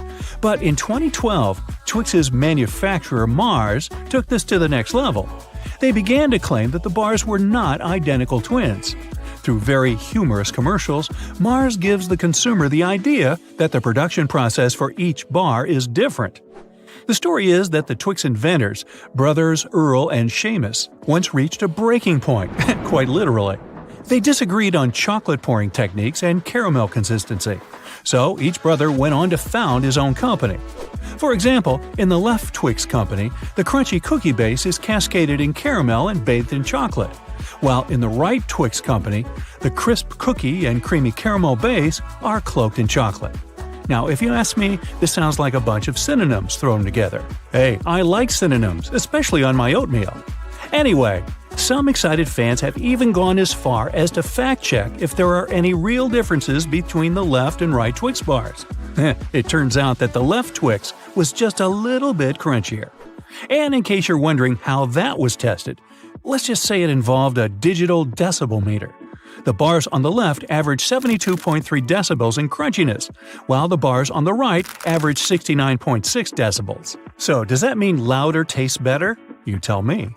Fans think it might be due to the packaging or storage of Twix chocolate bars. They suggest it's less about left versus right and more about top versus bottom placement. The Twix that ends up at the bottom of the package during the production process might be less crunchy. Oy. Now, I'm sure every country probably has some other dilemma, but here in the US, I'd say the main one is the peanut butter over or under the jelly debate. If you've ever been young, raise your hand if you were ever in that demographic, then you must have developed a preference. While some responsible grown-up was packing your lunchbox, what did you scream, jelly first or peanut butter first? People around here have strong opinions on how to make the perfect PB&J sandwich. Some say that the peanut butter lays the perfect foundation for your favorite jelly, while others say that jelly goes first since it's thinner and spreads more easily. Well, the question remains, what side are you on? If you had to pick, would you say you are a taco or a falafel person? You might be thinking, are these even comparable? And I'll say, oh yeah, they're both great but serve completely different purposes. Some definitions here. Taco, a Mexican dish made up of a fried tortilla, folded and filled with chili beans, lettuce, and your choice of meat. Falafel, a Middle Eastern dish that is basically patties of ground chickpeas or fava beans, seasoned to perfection, stuffed into pita bread with lots of different sauce toppings. Well, I'm not sure I made my point here, or have I? If this has made your mouth water or encouraged you to run down the street to buy one dish or the other, then I guess I've succeeded. Oh, and in case you don't know which one to choose, just go for a taco falafel. These do exist. And I guess they probably taste great, too. Have you ever stopped mid-sip and wondered, is coffee a soup? Apparently, some people are convinced that coffee is not a beverage, but rather a soup. Now, what makes them think so? According to some fans of this theory, coffee is actually a broth. That's because coffee beans are finely ground and later brewed in water. This process creates an unthickened liquid, usually recognized as broth. This theory has its deniers, of course. Those say it doesn't resemble broth at all, as broth that the liquid has some meal-like value and various nutritional factors. And coffee is just coffee. It's supposed to taste nice and give you energy. Even if you order the frou-frou versions like low-fat, no-foam, double-shot grande lattes with 2%, like I get. Hey, what's not to like? Now, tell us in the comments below your choice for each of these food battles. If you've ever gotten bored while waiting in a car, like I have, you might have played around with a headrest. Yep, you can pull them off, and they'll come right off relatively easily. It seems useless at first, but that's something you'll want to do if you're ever trapped in a car and need to break a window to get out, like I do. Even a box of aluminum foil has its secret. On the side of the box, you can see a small tab you can push in. So simple, but that's what actually holds the roll of foil in place. This tab makes it way easier to unroll a sheet and tear it off without any frustration. Ever wondered why gripping a certain tool, handle, or even a pen kind of feels more secure when it's coated with a rubbery material? The keratin of the outer layer of the human skin is rough and stiff at a small scale. So let's say you have a polished metal or glass which is stiff but also a smooth and impenetrable surface. When you encounter that, the actual contact area is small, as is the friction at the beginning. Your sweat pores secrete moisture, which is why the keratin gets hydrated and becomes softer. Because of that, it requires many seconds for the contact area to increase to the same value it reaches almost right away with some soft materials like rubber. This mechanism might be used by our tactile senses when we want to identify materials. Now, the pom-poms on beanies and other hats have their purpose. And it's not just to look cute and fluffy. Well, at least they did have a purpose. One of the theories says French sailors used to wear hats with pom-poms so they wouldn't hurt their heads on the ship when the weather got rough. Yup, the ceilings of the ship were really low. When the waves were too big, bang, you could easily hit your head on the ceiling. So the pom-poms came in handy. Now they're just a cute addition to our winter caps. That mysterious drawer under the oven, the one where you keep all your kitchen gear you just don't know where else to put? Well, you used it well in that case, but the drawer was originally designed for keeping your meals warm, at least until you're ready to serve them. And that space under your lower cabinets that protrude slightly and can't be lifted, this area is also called a toe kick. It's the reason why you can stand closer to the counter while cooking. Also, the doors of the cabinets are off the ground, so they'll swing over your toes. The cabinet under the sink isn't for storage either. Maybe that's where you keep your cleaning products, but its real purpose is to give you access if your sinks leak and you need to do some plumbing work. That weird little hole at the top of a lollipop stick you can see after finishing a candy is not a whistle. It has something to do with the manufacturing process. When pouring hot molten caramel into a mold, some of it will seep into this mysterious hole and harden. This way, the candy will stay on the stick and won't fall off. Keyboard letters aren't just randomly arranged the way they are. The first keyboard ever made belonged to the typewriter. Typists eventually got so good at their job, they started typing too quickly. So the key arms would get cross-wired at some point and stuck. That's why manufacturers had to make the order of keys more random to intentionally slow down typists so they could keep the machine running. Do you like to let those brushes on the side of the escalators in malls polish your shoes? Believe it or not, that's not their main gig. The bristles are there for safety. People used to get their bags and clothes stuck in those escalators when they would stand too close to the sides. These nylon bristles kind of play with people's minds, and they keep their feet away from the escalator skirt panels and avoid accidents. Most people assume bobby pins have curves for fashion, which is why they mostly place it in their hair with the wavy side up. But those little waves are actually there to catch the underlying bulk of hair and grip the pin into place. So the wavy side should go down. You've probably noticed measuring tapes mostly come with a metal stub that ends with a small slot. If your hands are full of stuff, simply hang the slot on a nail for measurement. If you take a closer look, you'll see the stub is a little bit serrated on one side. This means you can use it to mark the points, so you don't even need a pencil. If you spend a lot of time in planes, you've probably noticed that little hole located at the bottom of the window. Nothing to be nervous about. It's what keeps us safe while flying high. It's something called a bleed hole. You can see right there in the middle of the pane of the 3 window panes that actually protect passengers from the outside pressure. This hole may be tiny, but it takes all that pressure off the outer one. The hole also gradually exposes it to cabin pressure, which helps with fixing pressure imbalances on the windows, if there are any. There's a number 57 staring at you from the middle of the Heinz ketchup bottle forever. According to the company, only 11% of people are aware the number really has nothing to do with the product label. It's actually a sweet spot where you can tap to get the sauce onto the plate. So, next time you want some ketchup, there's no need to bang the bottom off. Just hit this spot. Grooves on the bottom of cups are there to make cleaning them in the dishwasher more convenient. When you place your cups upside down, these grooves will allow the water to flow rather than stagnate. This way, the water won't spill onto your feet when you take the cups out. The grooves are there to allow cool air to flow beneath the cup too. They also keep cups from cracking when they heat up after you pour hot beverages in. You probably noticed that little dot next to the camera on an iPhone and probably thought it was a flash. Nope, not a flash, but a microphone in charge of catching sounds when you're using the back camera. Next time you're looking for a quick bite and decide for fries at McDonald's, check that bendable flap near the top of the box. Some like to bend it towards the fries. That way you can cover your fries up and keep them warm. But if you're not that patient, you can flip the flap backward and basically turn it into a makeshift plate for your fries. Just bend it down firmly enough, You don't want it to spring back up and spread the sauce all over you. Take it from me, it's messy.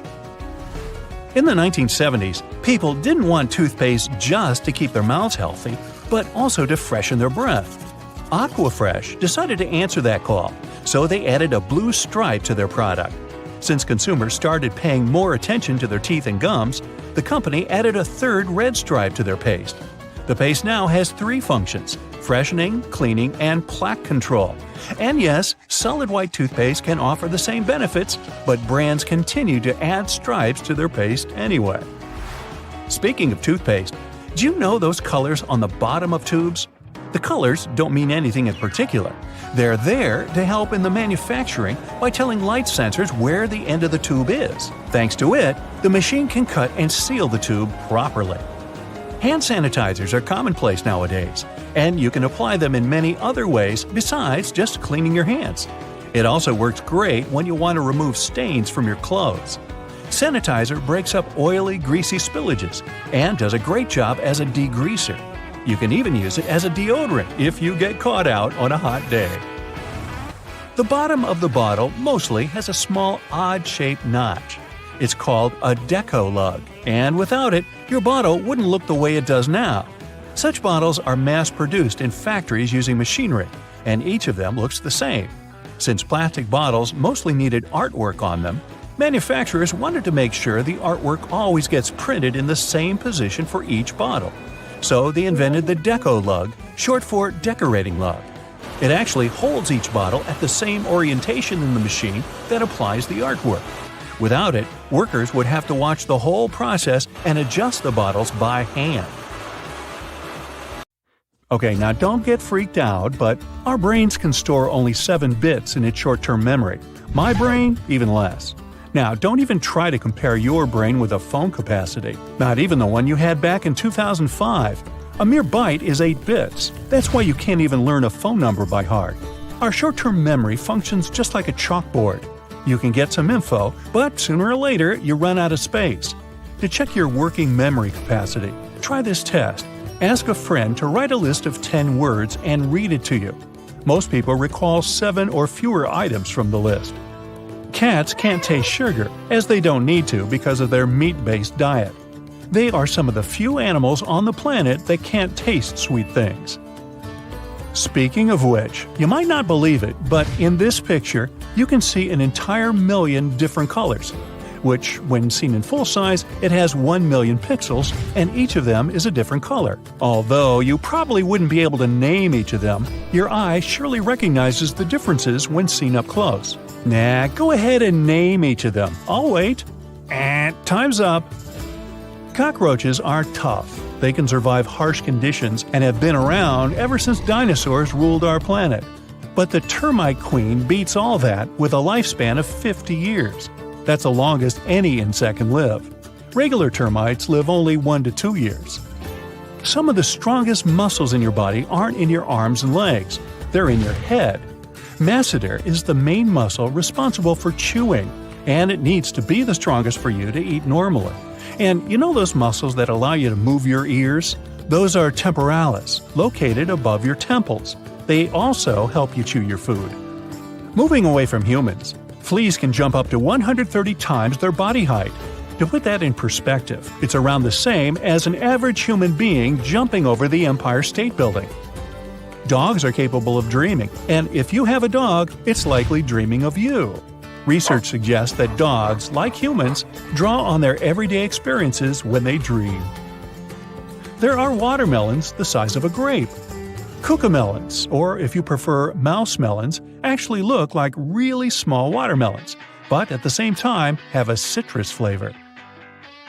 Mantis shrimp is one of the most colorful creatures in the world.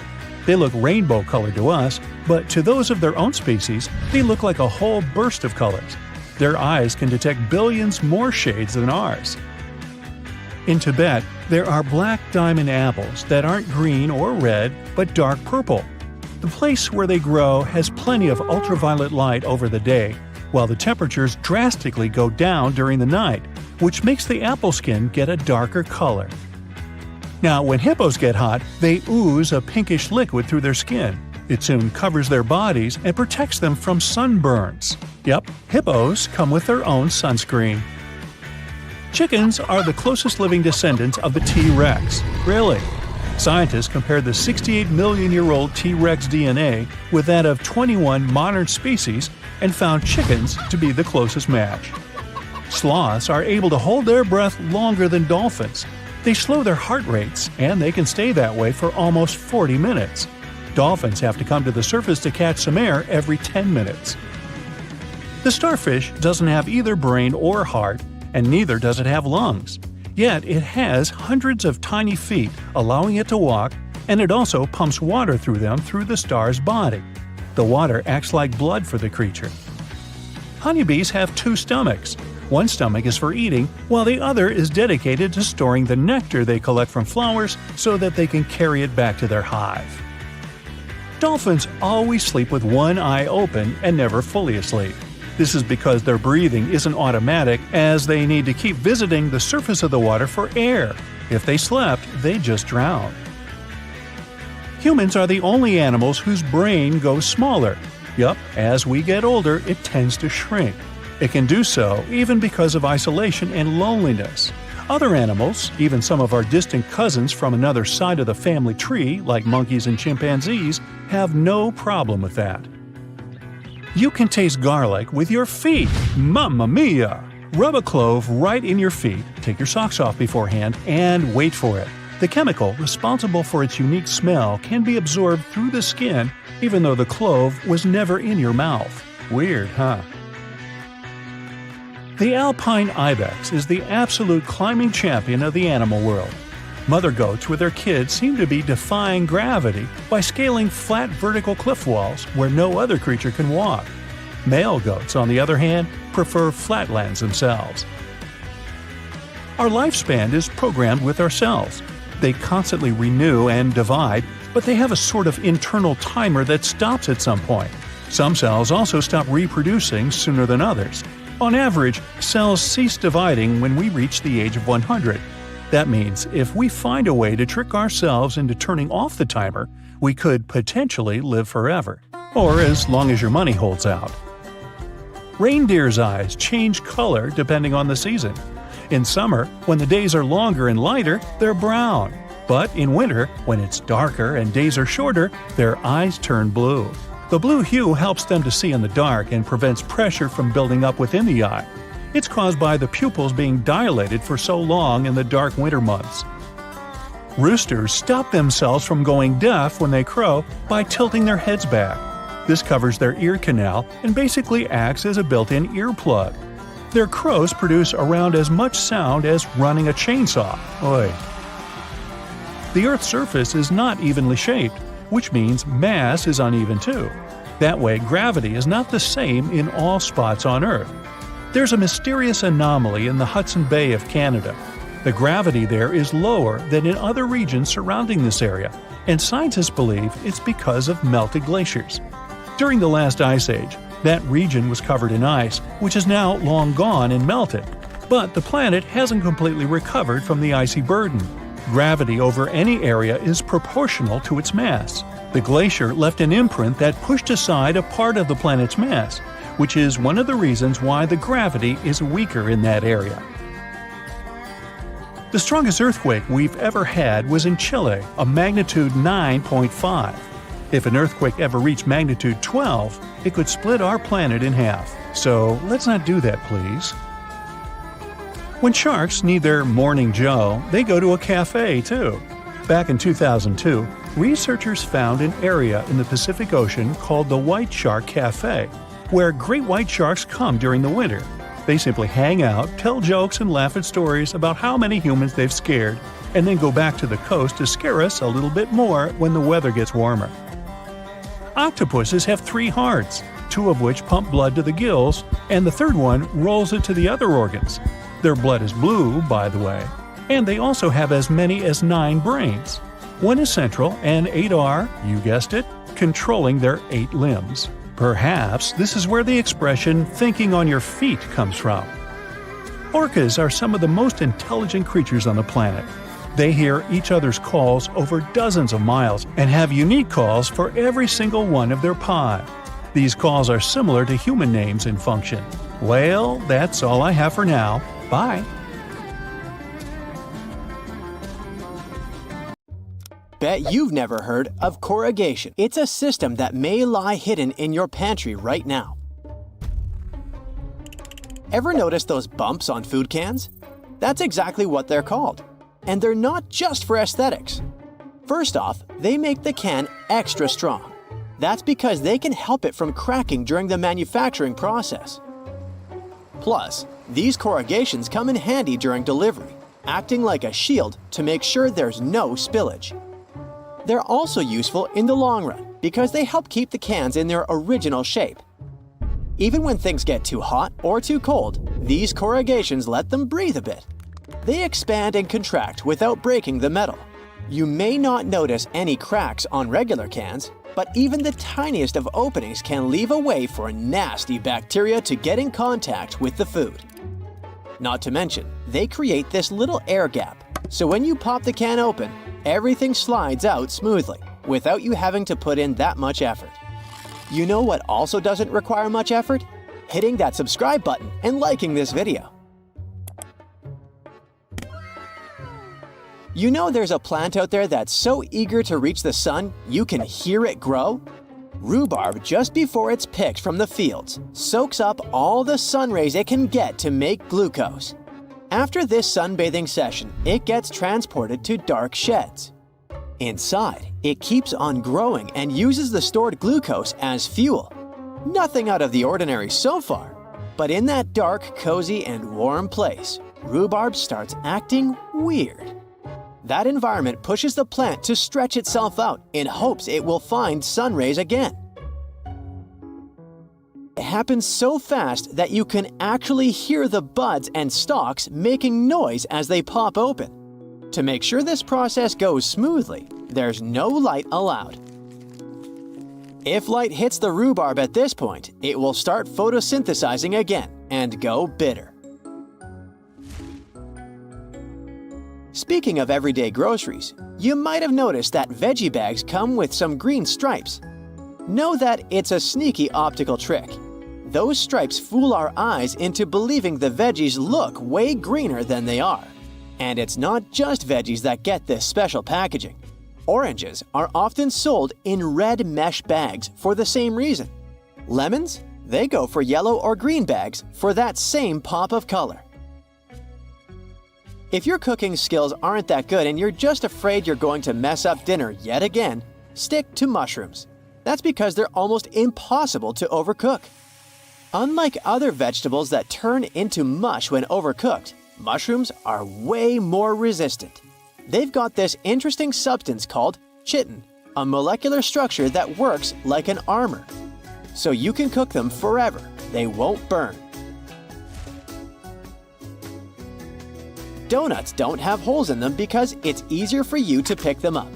If you've ever tried to make them at home, you might have noticed that when you fry the dough, the outside gets done quickly, thanks to the hot oil. If you want the inside to look just as good, you have to keep it in the oil way longer, but then the outside would get too brown. Thanks to that middle hole, the heat gets to both sides equally, cooking up a flawless donut. Here's how that small piece of paper makes it into your fortune cookie.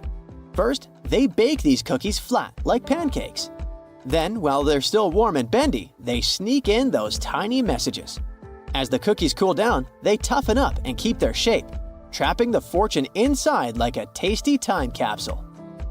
One legend has it that these Asian treats were initially intended to help people send all sorts of secret messages without causing any suspicion.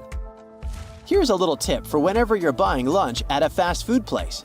Skip the word extra when you're ordering. The moment you speak that term, you're tempting the employees to charge more.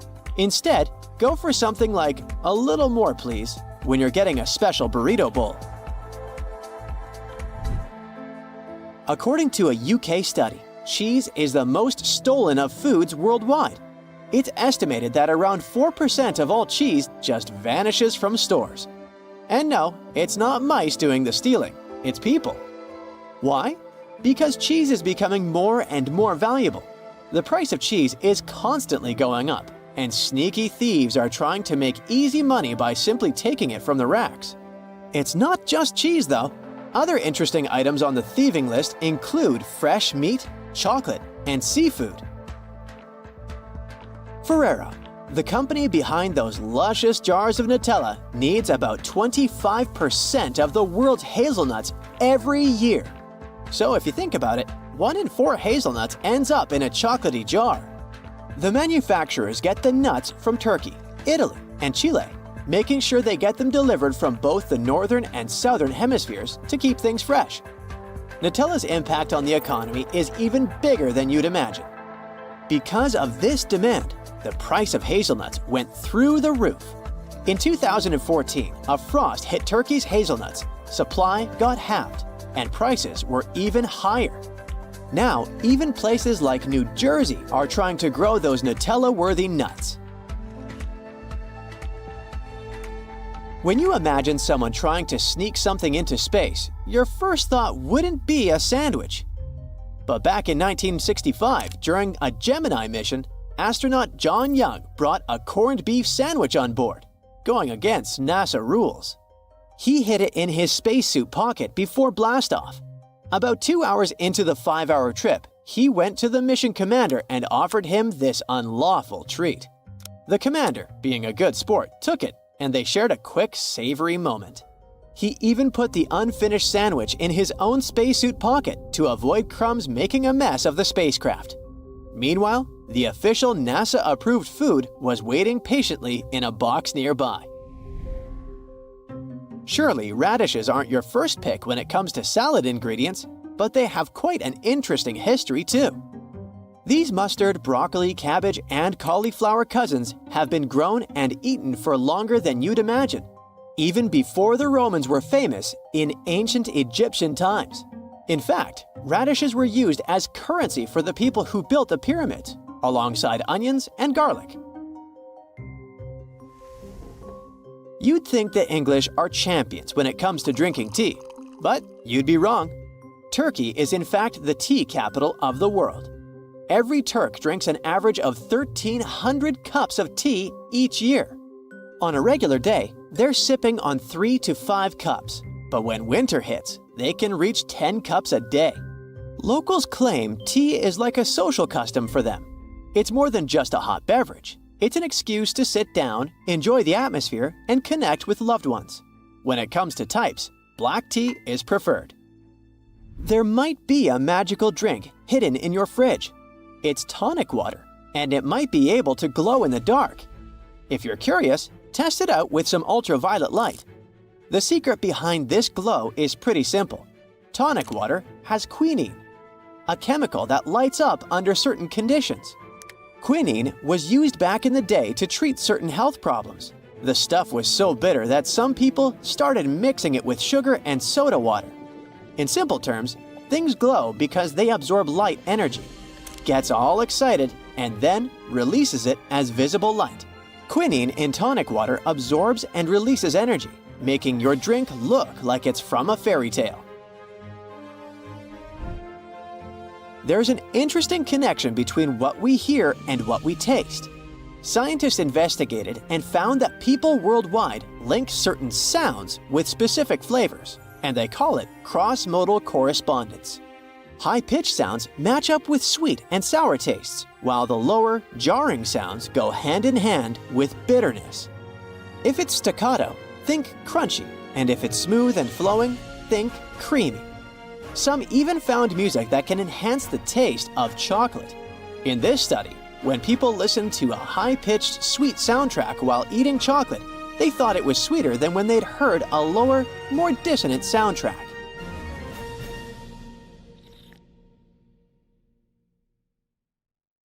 Oceans cover 70% of the Earth. On average, the ocean is 8 Empire State Buildings deep, and less than 5% of its mysterious depths have been explored.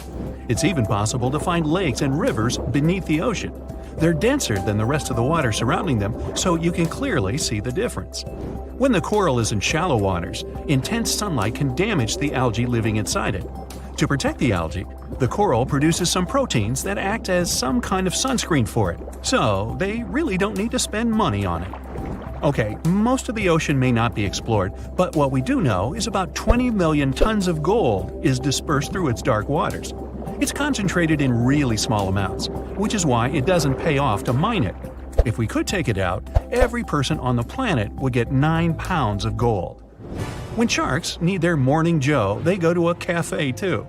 Back in 2002, researchers found an area in the Pacific Ocean called the White Shark Cafe, where great white sharks come during the winter. They simply hang out, tell jokes, and laugh at stories of how many humans they've scared, and then go back to the coast to scare us a little bit more when the weather gets warmer. Hey, have you had a great white latte? Try one. The widest point of the Pacific Ocean goes from Indonesia to Colombia, and at that part it's 12,300 miles across, over 5 times wider than the diameter of the moon. We might imagine oceans are cold, especially in depths where the temperature is only 40 degrees Fahrenheit. But there's an exception. Water that comes out of hydrothermal vents in the seafloor has a temperature of up to 750 degrees. Humans are the only animals whose brain gets smaller. Yup, as we get older, it tends to shrink. It can do so even because of isolation and loneliness. Other animals, even some of our distant cousins from another side of the family tree, like monkeys and chimpanzees, have no problem with that. I'm guessing television is the probable cause. Our eardrums have nothing to do with the sense of sight, but they still move when we move our eyes. In the average lifetime, our heart beats over 2.5 billion times. I've counted. Our nose can detect over 1 trillion smells, and our lips are hundreds of times more sensitive than the tips of our fingers. 2 of our body parts never stop growing: your nose and your ears. Cockroaches are tough. They can survive harsh conditions and have been around since dinosaurs ruled our planet. But the termite queen beats all that, with a lifespan of 50 years. That's the longest any insect can live. Regular termites live only 1 to 2 years. It's not the water camels store in their humps, but fat. They store water in their bloodstream. These can fly really high, more than 29,500 feet, which is even higher than Mount Everest, the tallest mountain on our planet. Sloths are able to hold their breath longer than dolphins. Yup, they slow their heart rates, and they can stay that way for almost 40 minutes. Dolphins have to come to the surface to catch some air every 10 minutes. The moon has volcanoes, and scientists believe these might have been active around 100 million years ago, when dinosaurs still ruled our planet. Wow, the view must have been magnificent. There are watermelons the size of a grape.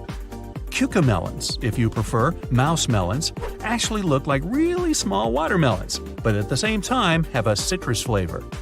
Not just mouse melons, there's also the kangaroo mouse. This animal doesn't feel the need to drink water. It lives in the Nevada desert, and since its habitat is really dry, it simply learned to quench its thirst through seeds it likes to eat. You may think parking is expensive in the area where you live, but it's probably cheaper than a spot you'd pay in Hong Kong. Just a 135 square foot spot placed in front of the center, which is the 5th tallest building in the city, was purchased for almost $1 million. I'll take a bus ticket, please. Speaking of expensive, and I was, the world's priciest hot dog is $169, and you can try it out in Seattle, Washington. I don't have the money, but I am a little intrigued, must admit. An Australian barista set a world record for the most cappuccinos made in 1 hour, 420 of them. That's really a Java jive. You can taste garlic with your feet. Rub a clove right in your feet, of course take the socks off beforehand, and wait for it. The chemical responsible for its unique smell can be absorbed through the skin even though the clove was never in your mouth. By the way, lobsters can try out the same experiment. Well, they actually taste any food with their feet. Okay, researchers have found many things that are evidence of prehistoric animals or our human ancestors that lived thousands of years ago, like bones, teeth, stone tools, and a piece of chewing gum, dating from almost 10,000 years ago. In Tibet, there are black diamond apples that aren't green or red, but dark purple. The place where they grow has plenty of ultraviolet light over the day, while the temperatures drastically go down during the night, which makes the apple skin get a darker color. Australia has a lake of naturally bubblegum pink color. The unusual color is there because of the pigment from a certain type of algae living there. Clouds look so fluffy, like they're made of giant puffs of cotton, but the average one weighs around 1.1 million pounds, so please stay up there. A farmer from Iowa got hiccups that didn't stop for the next 68 years. First, hiccuping was about 40 times a minute, and after a while, 20 times. He actually spent 70% of his life hiccuping. 1,000,000 seconds is somewhere around 12 days, and 1,000,000,000 seconds is almost 32 years. Nothing unusual here, just a little bit of good old math that reminds us how cool the time is. Okay, sharks may be scarier than humans, but our teeth are just as strong as theirs, just smaller. Until the beginning of the 19th century, Americans actually thought tomatoes were poisonous. So many tasty meals they missed believing that. Yup, farmers discovered not just people have regional accents, but cows also have different moods, according to the area where they live. Hey, do cows get moody? Giraffes have a tongue that's up to 20 inches long. Ooh, ice cream maybe? Actually, they can bend trees with their tongues. There's a specific type of jellyfish that's actually immortal. Hey, I can see that as a logo for a life insurance company. The Earth is orbiting the Sun, but not at a fixed speed rate. We don't sense it, but it's slowing as time goes by, so our day will become 25 hours long in about 175 million years. So don't plan that extra hour in your schedule just yet. Space is huge, duh. But there's obviously lots of empty spots since there are more trees, 3 trillion, on our planet than stars in the Milky Way, only about 300 to 400 billion. Wow. When someone mentions the biggest desert, you probably picture the endless sandy surface of the Sahara, burning under the hot sun. Well, not quite. The biggest desert is the Antarctic Polar Desert, which covers over 5.5 million square miles in Buffalo. Nah, Antarctica. Sounds strange at first, but the definition says a desert is a place that gets less than 10 inches of precipitation annually. Still, it doesn't say if it has to be hot. Ostriches don't actually hide their heads in the sand. When they sense danger, they lower down their head, neck, and body to the ground, which makes them a little bit less visible to predators. Their light-colored neck blends in with the sand, so it only looks like their head is hidden down there. The first commercial passenger flight happened at the beginning of the 20th century. It was a 23-minute flight that cost $400, which is about $8,500 today, and the plane flew between 2 cities in Florida. A famous Egyptian ruler, Cleopatra, lived closer to cell phones than to the time when the Great Pyramids of Egypt were completed. Well, that's a gap. Speaking of cell phones, every 2 minutes there are more photos taken than in the entire 19th century. Okay, let's add one more to those statistics. Cheese! So get this, an extra hole at the upper part of the sink has multiple hidden functions. First, in case someone forgets to close the tap, the water won't overflow and the bathroom won't get flooded. Second, thanks to that hole, the water drains faster and it gives an escape for the air, helping the water flow down. Those 2 holes on a side of any Converse shoe are not only to let the stinky air out. Sure, breathability is important for any athlete. The second reason is that athletes lace through those holes to get a better grip. Donuts have a hole in the middle and it doesn't stand for O in donut. It's not designed for an easier grip either, though it can be quite convenient. It's actually made this way for mass baking so that they can cook all the way through evenly. Baby carrots are tiny and, unlike regular carrots, wet. Baby carrots aren't some special sort of carrots. They're actually made of regular carrots by cutting off the skin and outer layers and then polishing them to look that pretty. The problem is that they can't retain moisture. A regular carrot retains some water inside because of the layers that locks it in. Once they're chopped out, baby carrots can dry out easily, so they usually sell them in bags with some water inside. Toy stores are filled with Beanie Baby plush toys, and a detail that is even more iconic than their huge eyes is their tags saying TY. That's a small manufacturing company not so many people have heard of. Beanie Babies appeared in 1993 and they went insanely popular. TY is the name of the company, but it's not an abbreviation. It's the actual name of the company's founder, H. Ty Warner. Most metallic zippers have a hidden lock inside them to save you from awkward situations, such as an undone fly. Oh boy. Don't leave the zipper handle in an upward position. When you pull it downwards, it automatically locks. It's all thanks to those tiny grooves hidden underneath the handle. Almost any public toilet has a large gap between the floor and the door. The reason for such a zero privacy thing is to actually minimize the level of privacy and comfort, so that people wouldn't stay there long and there'd be no lines. It's also easier to clean, and safer if some emergency occurs. Headrests in a car are about comfort, and detachable headrests are about safety. If you pull the headrest out of a seat, you'll see two bars, which are quite sturdy. If you ever get locked or trapped in a car, you can get out of there smashing the window with these bars. Many cups and mugs have little grooves on the bottom on purpose. They're designed for dishwashing machines. The grooves let the water flow and not spill over your feet when you take the cup out. Also, those grooves let the air flow, so the cup doesn't crack even if the tea is scalding. Almost all measuring tapes have a metal tip with a small slot on the end. You can use this slot to hang the tape on a nail or a screw to make measurements without anyone's help. Sometimes this tip has a row of sharp points along the edge on one side. That comes in handy when you want to leave a mark without using a pencil. Doorknobs are usually made of brass, bronze, and some other copper alloys for a reason. They have an antibacterial effect, so they stop microbes from spreading. They get rid of a range of harmful germs pretty fast, within a couple of hours. But don't forget to wash your hands anyway. Grocery carts have loops for a reason. You don't want to put your jacket in a cart next to potatoes and onions. Hang it on a loop. This little hook-like thing is there to help you better organize the space in your cart. The carts also have a super handy grid. Whenever the cart's full, you just need to lift the grid and attach the shopping basket for extra purchases, placing it in between the horizontal bar above the wheels and the hooks the grid has. A point in an ointment cap is there for a reason too. Most tubes are usually sealed with foil, and it's better to avoid opening it with fingers unless you're ready to say goodbye to your nails. A point easily opens even the most safely sealed tube. Silica gel can often be found in different things you buy, like bags, shoes, and many others.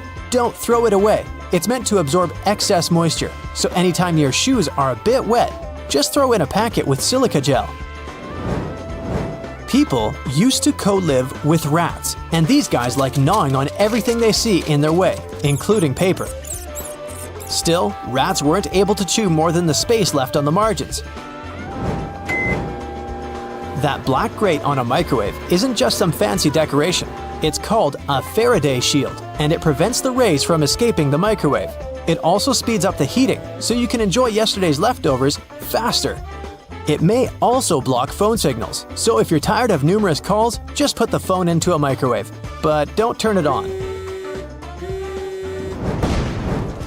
All Tic Tac containers are designed to dispense one Tic Tac every time you open it.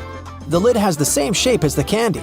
Turn the container upside down, gently shake it, and open it slowly. You'll notice only one candy stuck between those lid grooves. So if you just open the container and shake it until 5 or even more candies fall into your mouth, it means you've been eating Tic Tacs wrong all this time. Those little holes in the airplane windows are designed to control the cabin pressure. They also protect the windows from fogging up as the temperatures drop and rise. By the way, the airplane window is round for a reason. This way, pressure is evenly distributed so it doesn't get deformed. Blue bristles on a toothbrush are actually an indicator that it's just about time to change the brush. As the bristles get in contact with water, the blue, or whatever other, pigment fades away, so the more you use it, the duller the color becomes.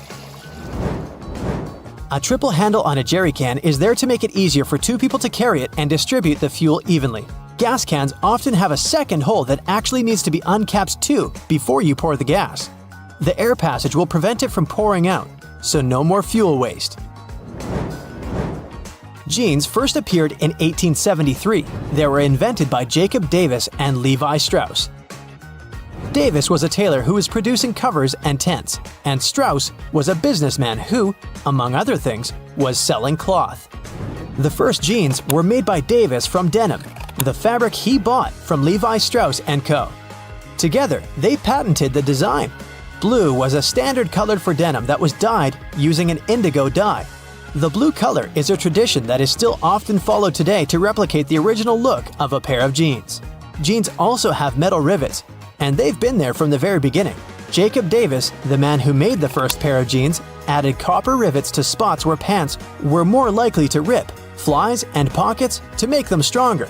Today, they have more of a decorative purpose since they're distinctive and traditional for jeans.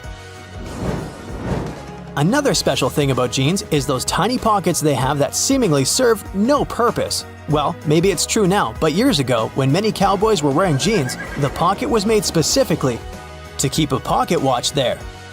Also, back then, a pair of jeans had just 4 pockets. That tiny pocket, the watch pocket, 2 big pockets in front, and just 1 pocket on the back.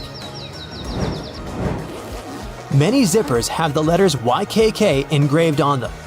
It's an abbreviation that stands for the name of the company that can be translated as Yoshida Manufacturing Shareholding Company. This Japanese company is the largest zipper manufacturer in the world, so they put their initials on all the zippers they produce. That's around half of the zippers in the world. And that's why you see their zippers more often than any other zippers.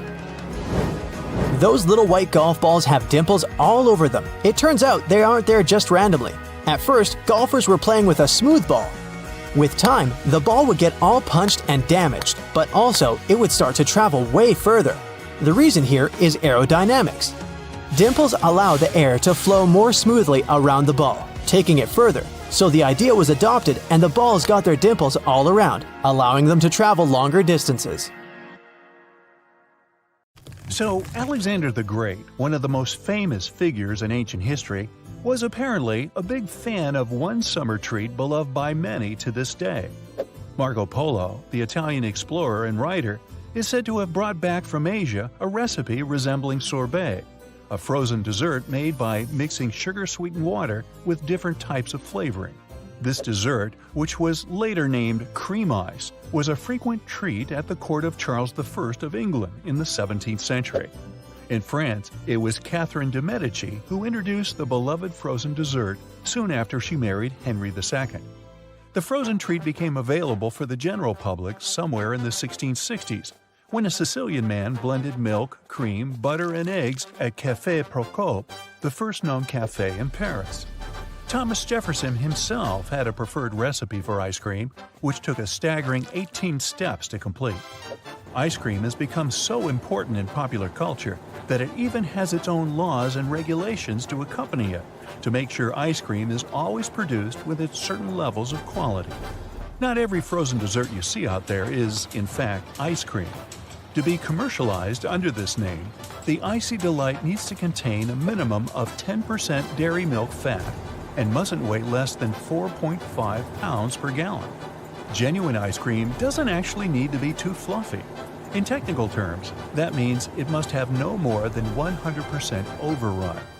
So, to get to that specific texture we've all come to know and love, the ice cream base needs to be sufficiently whipped, but only to a certain percentage. Specifically, for every gallon of ice cream base, the end products must not exceed 2 gallons after whipping. Your favorite summer dessert can yet again be broken down into many other subcategories, like reduced fat ice cream, low-fat ice cream, or non-fat ice cream, based on, what do you think, fat percentage. To have a solid idea of what you're ordering each time, it's best to look at the nutritional information of each product. One interesting type of frozen dessert is gelato. Although it literally translates to ice cream in Italian, there are differences between the two again, based on regulations on milk fat content.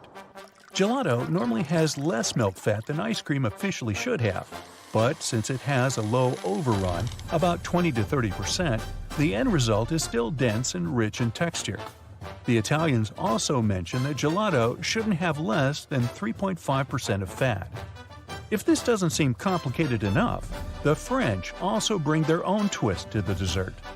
French ice cream, also known as frozen custard, apart from the standard ingredients, also needs to have eggs added to the mixture, with no less than 1.4% egg yolk. You've probably mislabeled many other food items, like say raspberries, as they're actually a member of the rose family, along with cherries, apricots, plums, pears, apples, peaches, or blackberries. They are added to this category based on their flowers. They bloom in 5 equal petals arranged around a central core. Bananas are considered berries, while strawberries aren't since they belong to the same rose family.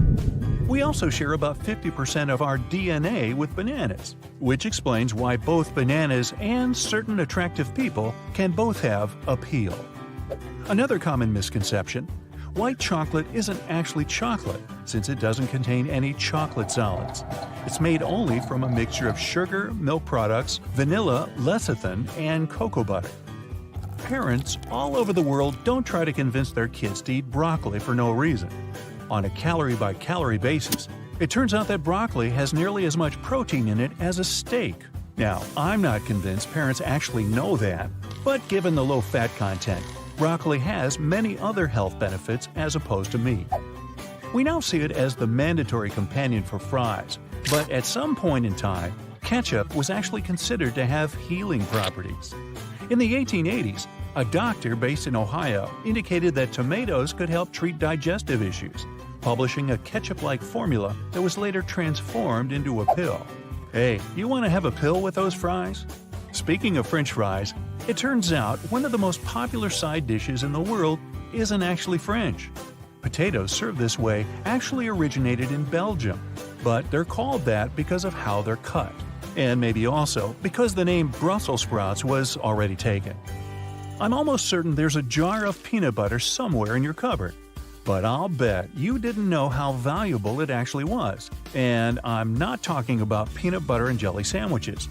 Studies have shown that Americans go through enough peanut butter to coat the floor of the Grand Canyon each year. Just to be a bit more precise here, that's about 500 million pounds. Hey, if somebody did that on YouTube, I'd watch. The pink coloring of salmon isn't always like that by default. Wild salmon is pink due to a large amount of shrimp they consume natively.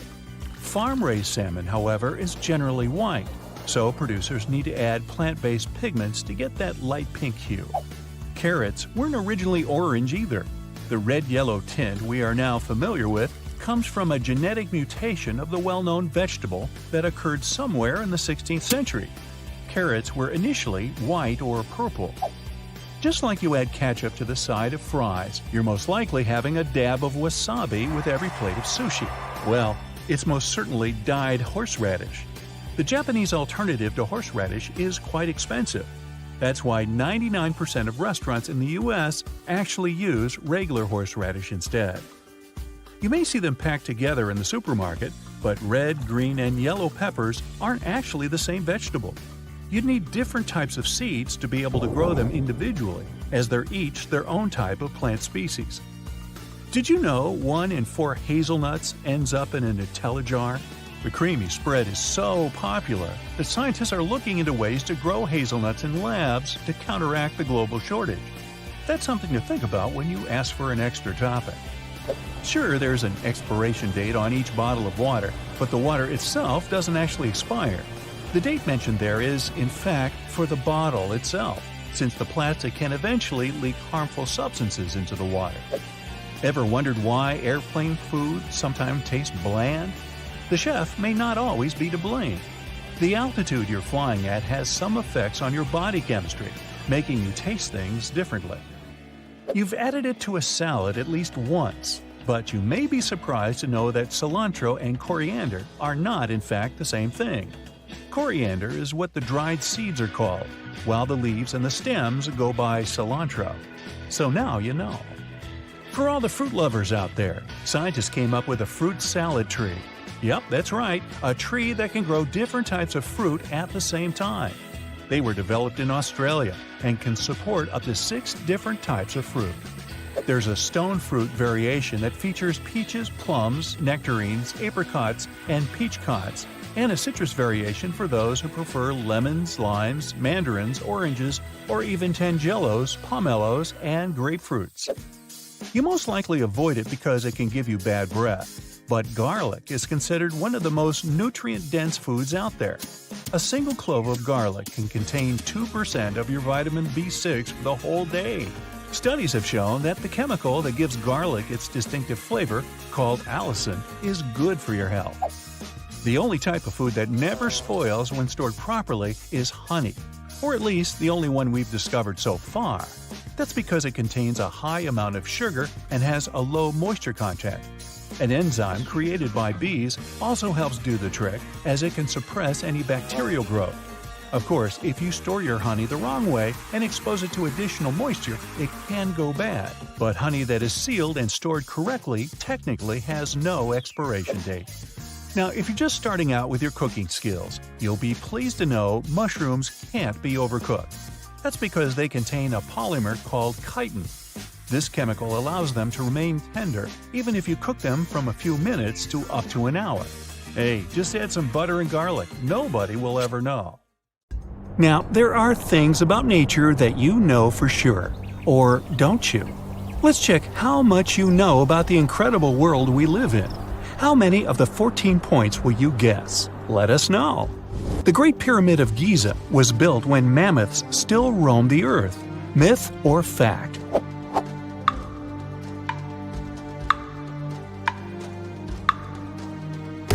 It's actually a fact. The most famous pyramid in the world had been constructed about 500 years before woolly mammoths went extinct, approximately 4,000 years ago. Their last known habitat was the cold and deserted Wrangel Island in the Arctic Sea, which might not have been as cold then as it is today. There are more trees on Earth than stars in the Milky Way. Is it myth or fact?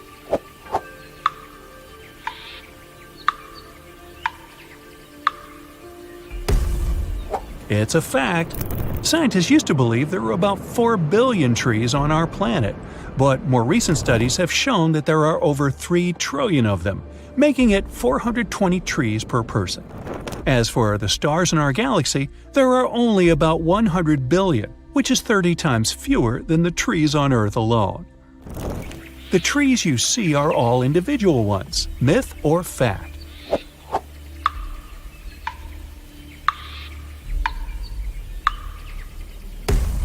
This is false. In fact, 90% of the trees on Earth are interconnected by mycelium filaments. They send warning signals when in danger and exchange nutrients through them. It's kind of like the underground internet. Also, there are organisms like Pando, for example, which is the largest single living being on the planet. It looks like a dense forest of quaking aspens. In fact, it's basically a single giant tree, with its roots being interconnected underground. We drink the same water dinosaurs used to drink hundreds of millions of years ago. Myth or fact?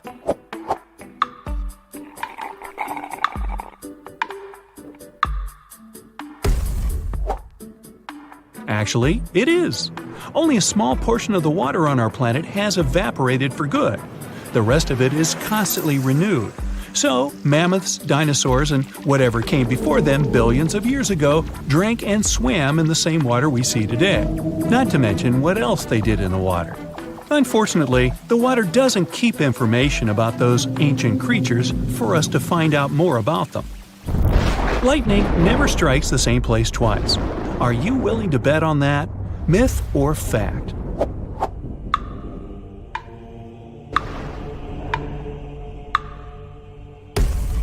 If you aren't, good for you. Lightning may strike the very same spot as many times as it wants.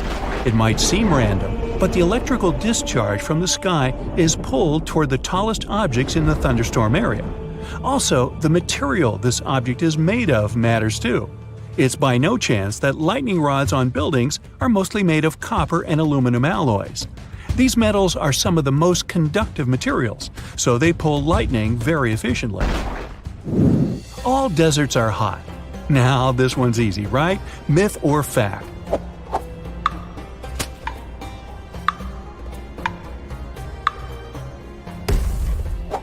If you guessed it's a myth, then right you are.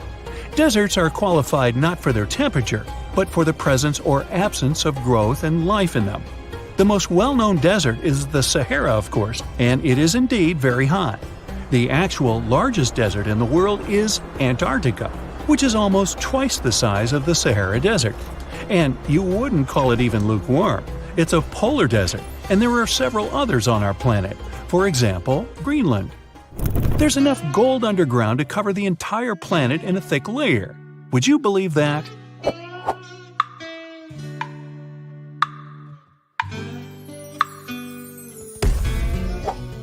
Well, you should, because it's true. Since 1950, humanity has mined nearly 200,000 tons of gold. If we made a cube out of all this metal, it would be 70 feet high and wide.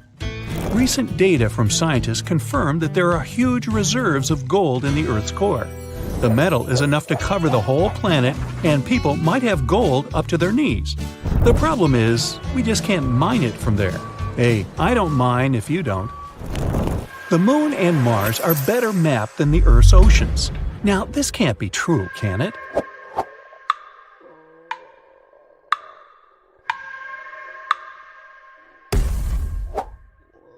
Actually, it can. We have a detailed map of the Moon and Mars, although we're still discovering surprises on their surfaces, granted. Still, over 80% of the Earth's oceans are unmapped and unexplored. We can't study the oceans properly because of pressure, cold, and lack of light underneath billions of tons of water. The lava is always red. What other color can it be, right? Myth or fact?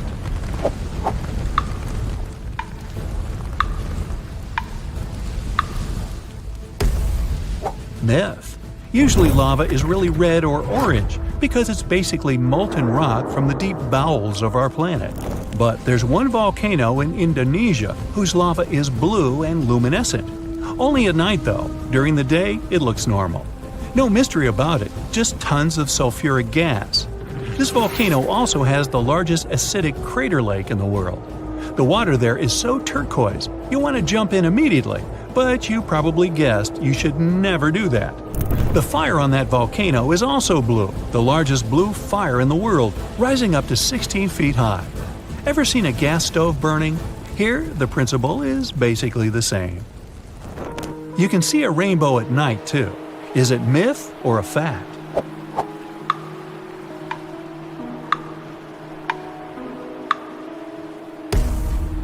It's true, and there's even a name for this phenomenon, a moonbow.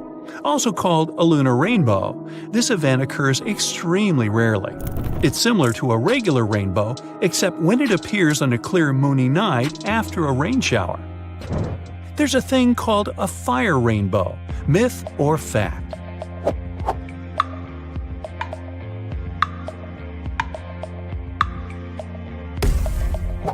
You bet! It's a beautiful phenomenon when the clouds in the sky are painted all the colors of the rainbow, looking like a fiery, multicolored cascade. It only occurs when the conditions are right, and those are very specific. It's close to the equator, the weather is clear, there are feather-like clouds in the sky, the sun is higher than 58 degrees above the horizon. Such clouds are made of ice crystals. When the sun's rays hit them, the particles refract the light and create a rainbow. Wow! There are rainbow trees, myth or fact.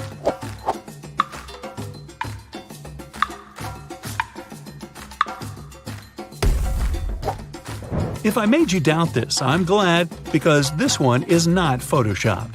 This is the rainbow eucalyptus, and their bark may literally have all the rainbow colors. These eucalyptuses shed their bark at different times each year. Every time the old section goes off, the tree first reveals bright green bark that was hiding underneath, and then it may turn any color. There's a whole set of hues: orange, maroon, blue, even purple. Stones can move on their own. Myth or fact?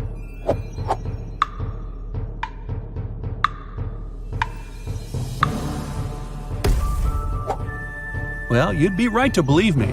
There's a desert plain in California where rocks move around of their own will. Once this plain used to be the bottom of a lake, but then it dried out and became an arid wasteland. Sometimes rains fall here, flooding the entire valley. When night comes, the temperature drops and the water is covered with a thin layer of ice.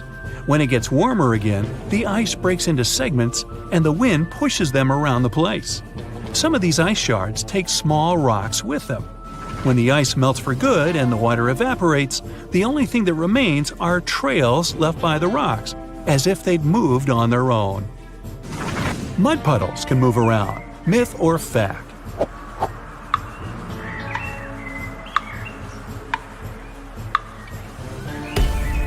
In fact, a single mud puddle in the world also travels as it wants, and nobody still knows why. It moves at a pace of about 20 feet per year, and it seems to have started its journey near the San Andreas Fault in California. People have tried to stop its march but couldn't. So far, this creeping natural disaster isn't showing any signs of stopping on its own either. So, there's your pesky, problematic puddle to ponder. The original Superman from comic books didn't fly. He leaped from one tall building to another in a single bound. But animators who were working on a Superman animated series in the 1940s complained that the whole leaping thing would look silly on the screen. That's how Superman got his superpower of taking off into the air. Just 20% of laughter is caused by jokes and funny situations. The rest is people reacting to questions like, "How are you doing?" and regular statements. It helps to form social bonds. People who laugh together get closer. We humans are just one of the world's 8.7 million estimated species. This number includes 611,000 mushroom mold and other fungi species, 298,000 plant species, 7.8 million animal species. You've got the idea. There are 4 main facial expressions: angry, afraid or surprised, happy, and sad. But besides these basic ones, you can create up to 7,000 more. By the way, facial expressions that are genuine are more likely to be symmetrical. The mountains on Venus are covered with a snow-like substance, but the temperatures on the planets are scorching and no snow can exist there.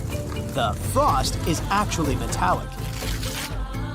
An apple is almost 20% air. That's why it floats when placed in the water.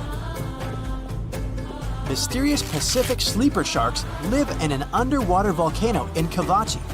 It's not far from the Solomon Islands. Scientists have to send in robots to learn more about these creatures.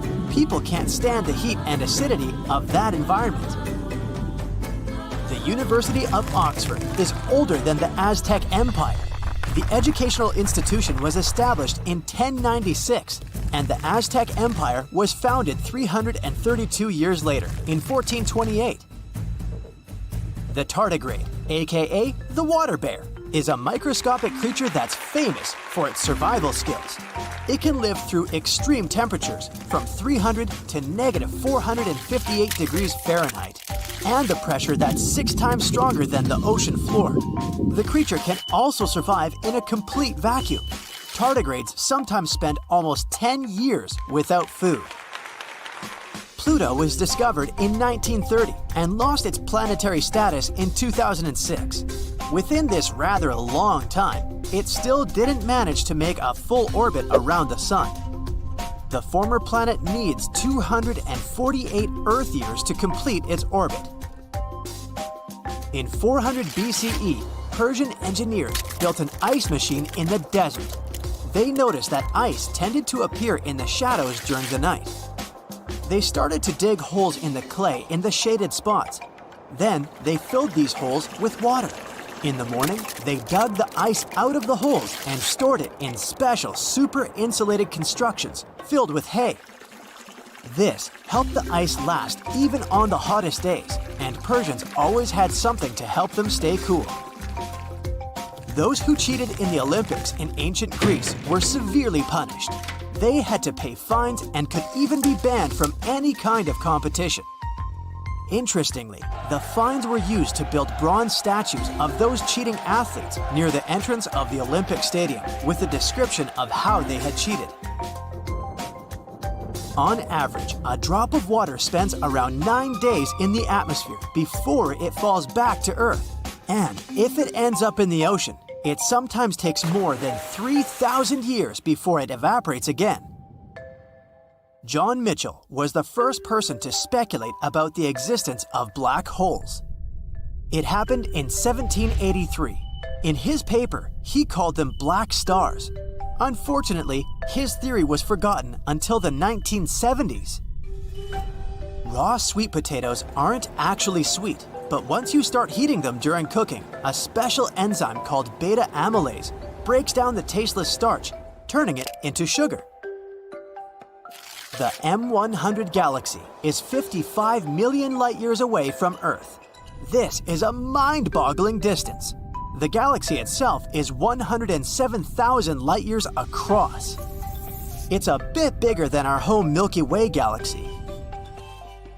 In 2006, Qatar Telecom had a charity auction where they offered a unique phone number, 666-6666. An anonymous bidder bought it for $2.7 million. Showers are famous for being able to spark creativity. When you're taking a warm shower, you usually feel relaxed and happy. Your dopamine level grows, increasing your chances of getting excellent ideas. The hashtag symbol has an official name, Octothorpe. It's a made-up word that was created in the same place where the telephone came from, Bell Laboratories. Back in the past, when there were no terabytes or even gigabytes yet, megabytes used to weigh a lot. The first computer, which was built in 1956, had a hard drive, or something similar to that. This hard drive's capacity was 5 megabytes. But the cabinet it was kept in weighed around 1 ton. Butterflies taste food with their feet because their taste sensors are there. If you were a butterfly, you could taste your pizza just by standing on it. Octopuses lay from 20,000 to 100,000 eggs at a time. The mother octopuses doesn't eat for half a year, protecting the eggs.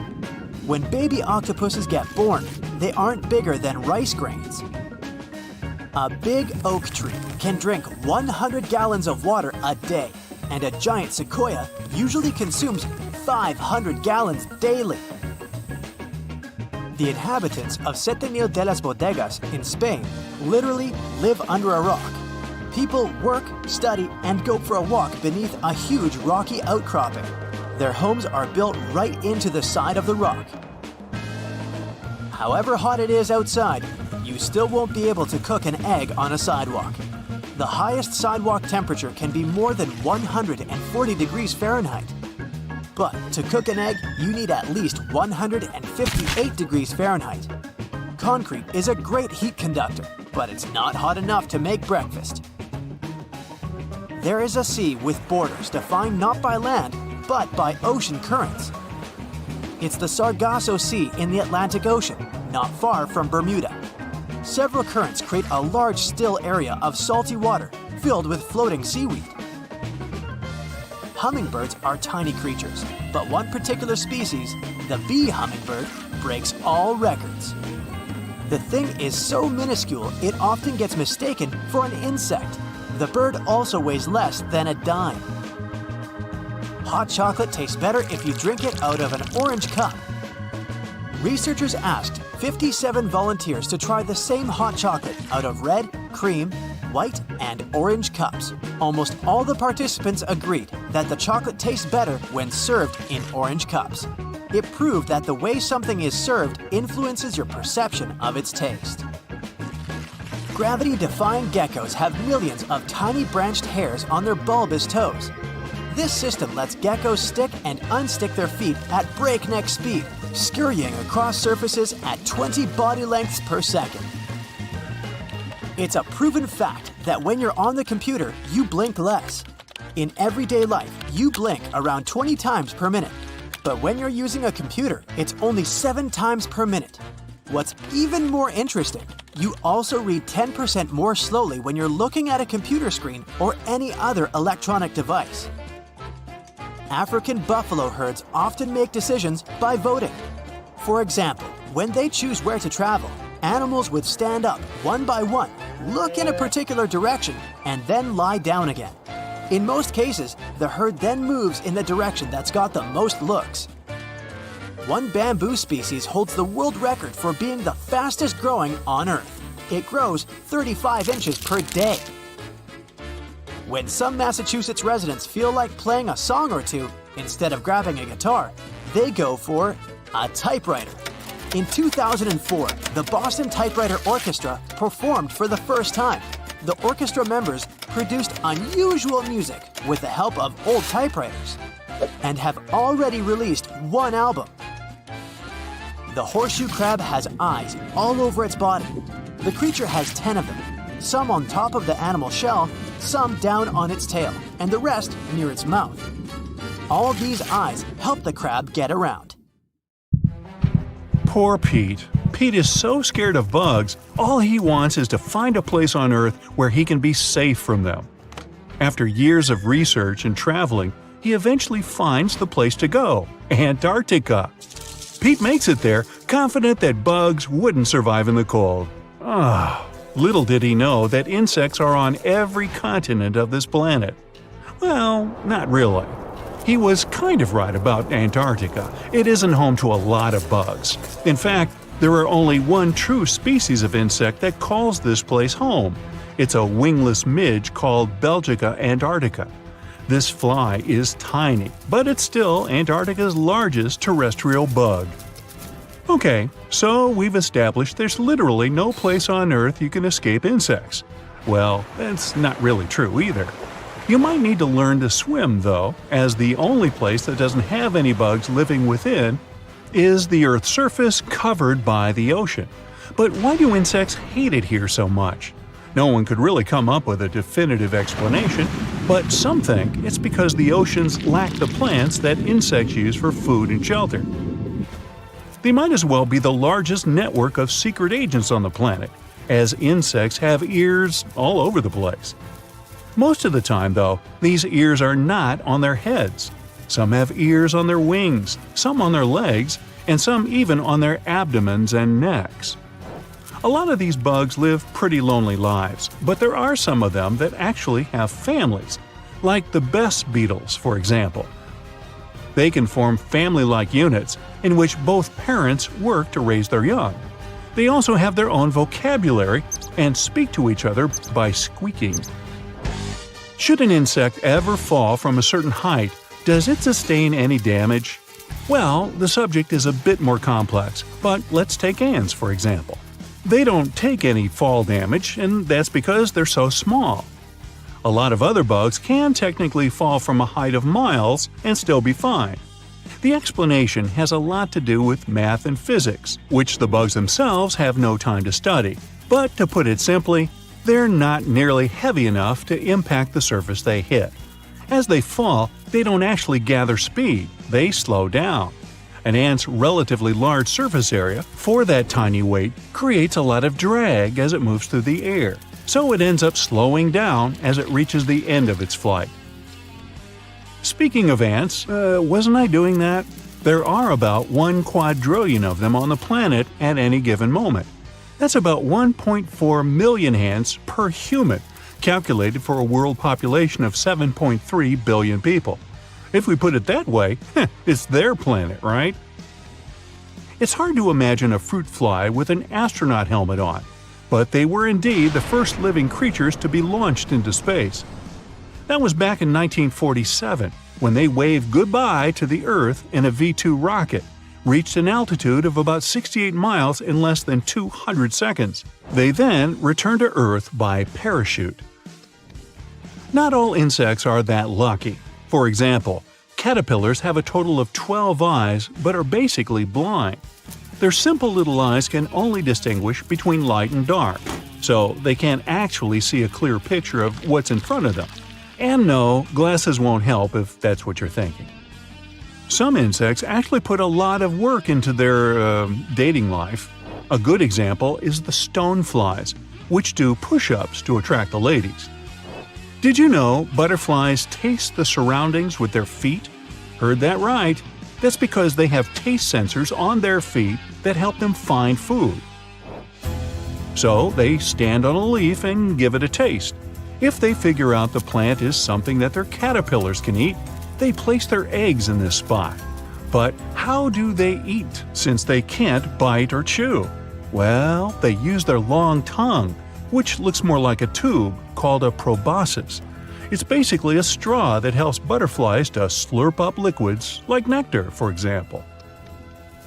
The ancestors of this crafty creature had lived on this planet way before the dinosaurs themselves. Fossil records show that ancient grasshoppers first came up more than 300 million years ago. Ever heard of bugs that are fans of rock music? Well, in a way, termites do, sort of, prefer this sound. Termites chew away at wood to figure out what kind of wood they have lying around.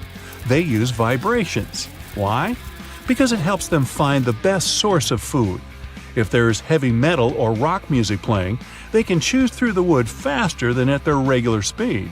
Do they slow their chewing down with Brahms or Bach, or just go to sleep? This is one type of insect you'll surely find difficult to see.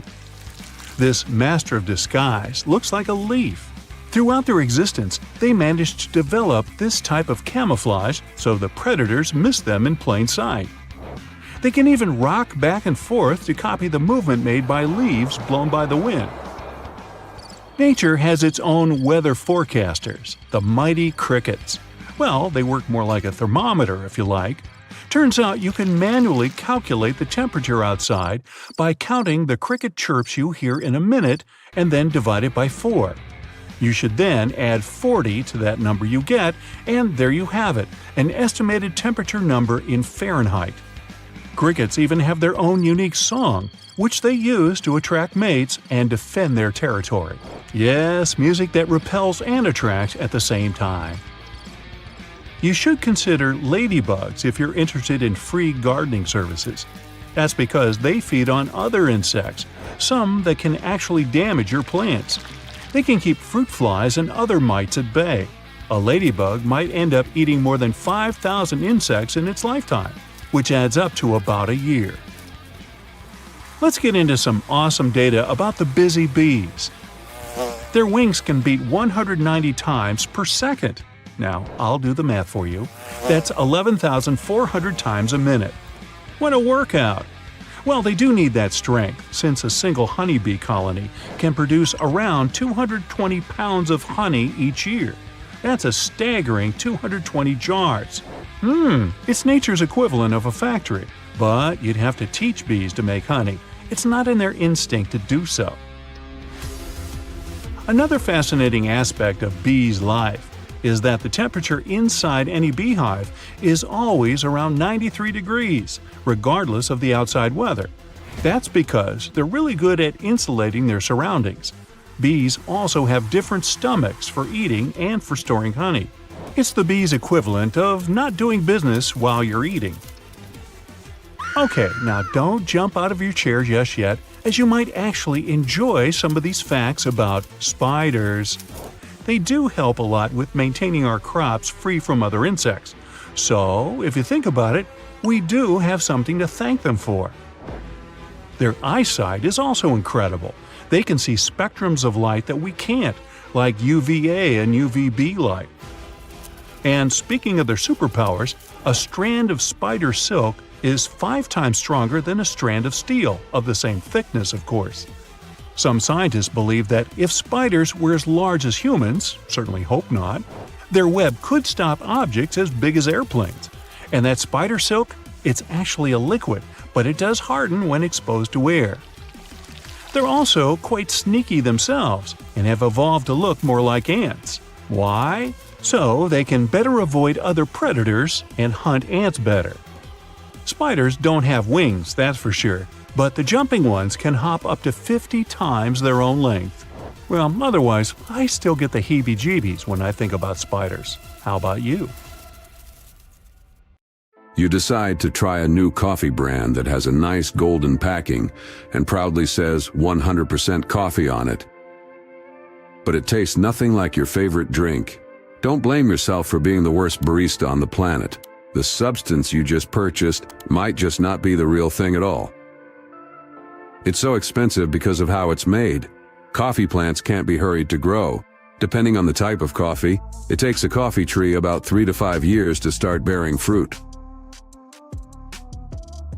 Coffee farming is a people-powered industry, from planting to processing. Coffee farms are often huge, so you need many workers to plant all those new trees. And it takes about 2,000 hand-picked Arabica coffee cherries to make a single roasted pound of coffee. If you want to get the best out of the variety of options, don't fall for labels saying 100% pure coffee. If it doesn't say 100% Arabica, they must have mixed in cheaper Robusta beans, which can make your coffee taste bitter. Check the roasted on date for freshness, not the best by date. When a brand offers a gazillion artificial flavors, it's a sign they're not confident in their beans' quality. A good roaster might have a few unique flavors, but not a whole buffet. In Japan, you'll find wasabi all over the place, but chances are, if you've tried it outside of that country, you've had a fake. True wasabi doesn't come from your regular horseradish plant. It's more like a root vegetable made from the underground stem of the wasabi plant. This stem is grated to make the real wasabi paste. Growing wasabi plants isn't easy, as they only like clear, running stream beds in Japan's mountain river valleys. That's why the real thing is so pricey. Fake wasabi is usually a mix of regular European horseradish disguised as the real deal. You'll find it in squeezable tubes, little packets, or as a powder you mix with water. These products often contain just a tiny bit of the real stuff, usually 1 to 3%. It helps cut costs a lot. If you want to check if you've got real wasabi, check the texture. If it's super smooth and pasty, you're likely dealing with pureed horseradish. But if it's got a gritty feel, like it was freshly grated, it's more likely the real deal. Authentic wasabi is always served fresh because its flavor and zinginess vanish quickly once it's grated. The only Parmesan that you can really call this way gotta come from the Emilia-Romagna region in Italy, especially Parma, or a certain part of Lombardy. There are only about 300 certified dairies in that area that can make genuine Parmigiano Reggiano. And they've got to age it for at least a year to get those super important umami flavor crystals going. Some of it ages for up to 100 months or longer. The authentic Parmesan wheels are marked with a DOP stamp, Denominazione di Origine Protetta, basically saying it's the real deal from the right place. Italian Parmesan is easy to find in most stores, but there are other options that can be cheaper. That's because American-made Parmesan only needs to be aged for 10 months, and some grated blends can have up to 4% fillers, like rice flour or wood pulp cellulose. The legit Parmigiano Reggiano cheese only has 3 ingredients, and one of them is milk from cows raised in the same region. Plus, they've got some strict rules about what those cows can't eat, like fermented grain. Maple syrup fans, this one's for you. Did you know that to produce your favorite pancake topping, artisans have to tap maple trees that can grow more than 5 stories tall, extract sap, and then boil it down? It's an age-old craft, passed down through generations, from indigenous peoples to modern-day syrup makers. But many of the bottles with sticky sweet syrup inside have nothing to do with that process. Pancake syrup, or table syrup, is a mix of corn syrup, caramel coloring, and flavoring. If you see these ingredients on the label, it's a telltale sign you aren't dealing with the real maple syrup. The consistency of your purchase is another giveaway. The authentic maple syrup is runny. That's why you can pour it easily. Pancake syrup is thicker and stickier. The price can't always give away a fake in this case. It can be affordable even for the real product.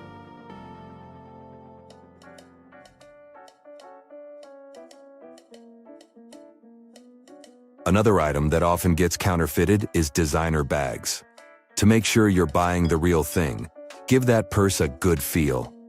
If it's supposed to be leather, it better feel and smell like it. Counterfeiters often skimp on quality materials.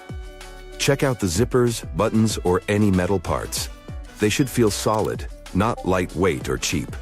And of course, no chipping allowed. Look closely at the seams. Sloppy or uneven stitching is a big red flag. The inner lining is another giveaway. Feel it and make sure it matches the brand's quality. Pay attention to the brand logo. Authentic ones are all about the details. The same goes for the label inside the bag. Get familiar with how it should look so you can spot any slip-ups. Check the number and placement of pockets. Each model has its own design. If it doesn't match up, something's fishy. Shady dealings with extra virgin olive oil date back to ancient Rome. Back then, tricksters would sell low-quality oil or mixes under the fancy Evo label. Nowadays, most legit extra virgin olive oil comes from Spain, Italy, or Greece. They produce it by squishing ripe olives without heating or chemicals. Good Evo might cost you around $10 for a 17-ounce bottle. Fraudsters have gone undercover amidst real producers, making it tough to spot the fakes. But you have more chances of finding the real thing if you avoid blend or light varieties on the label.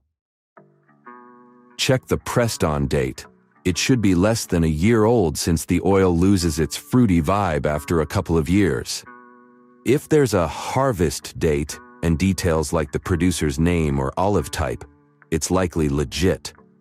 Some high-quality oils note the free fatty acidity, FFA, level, which is a good sign.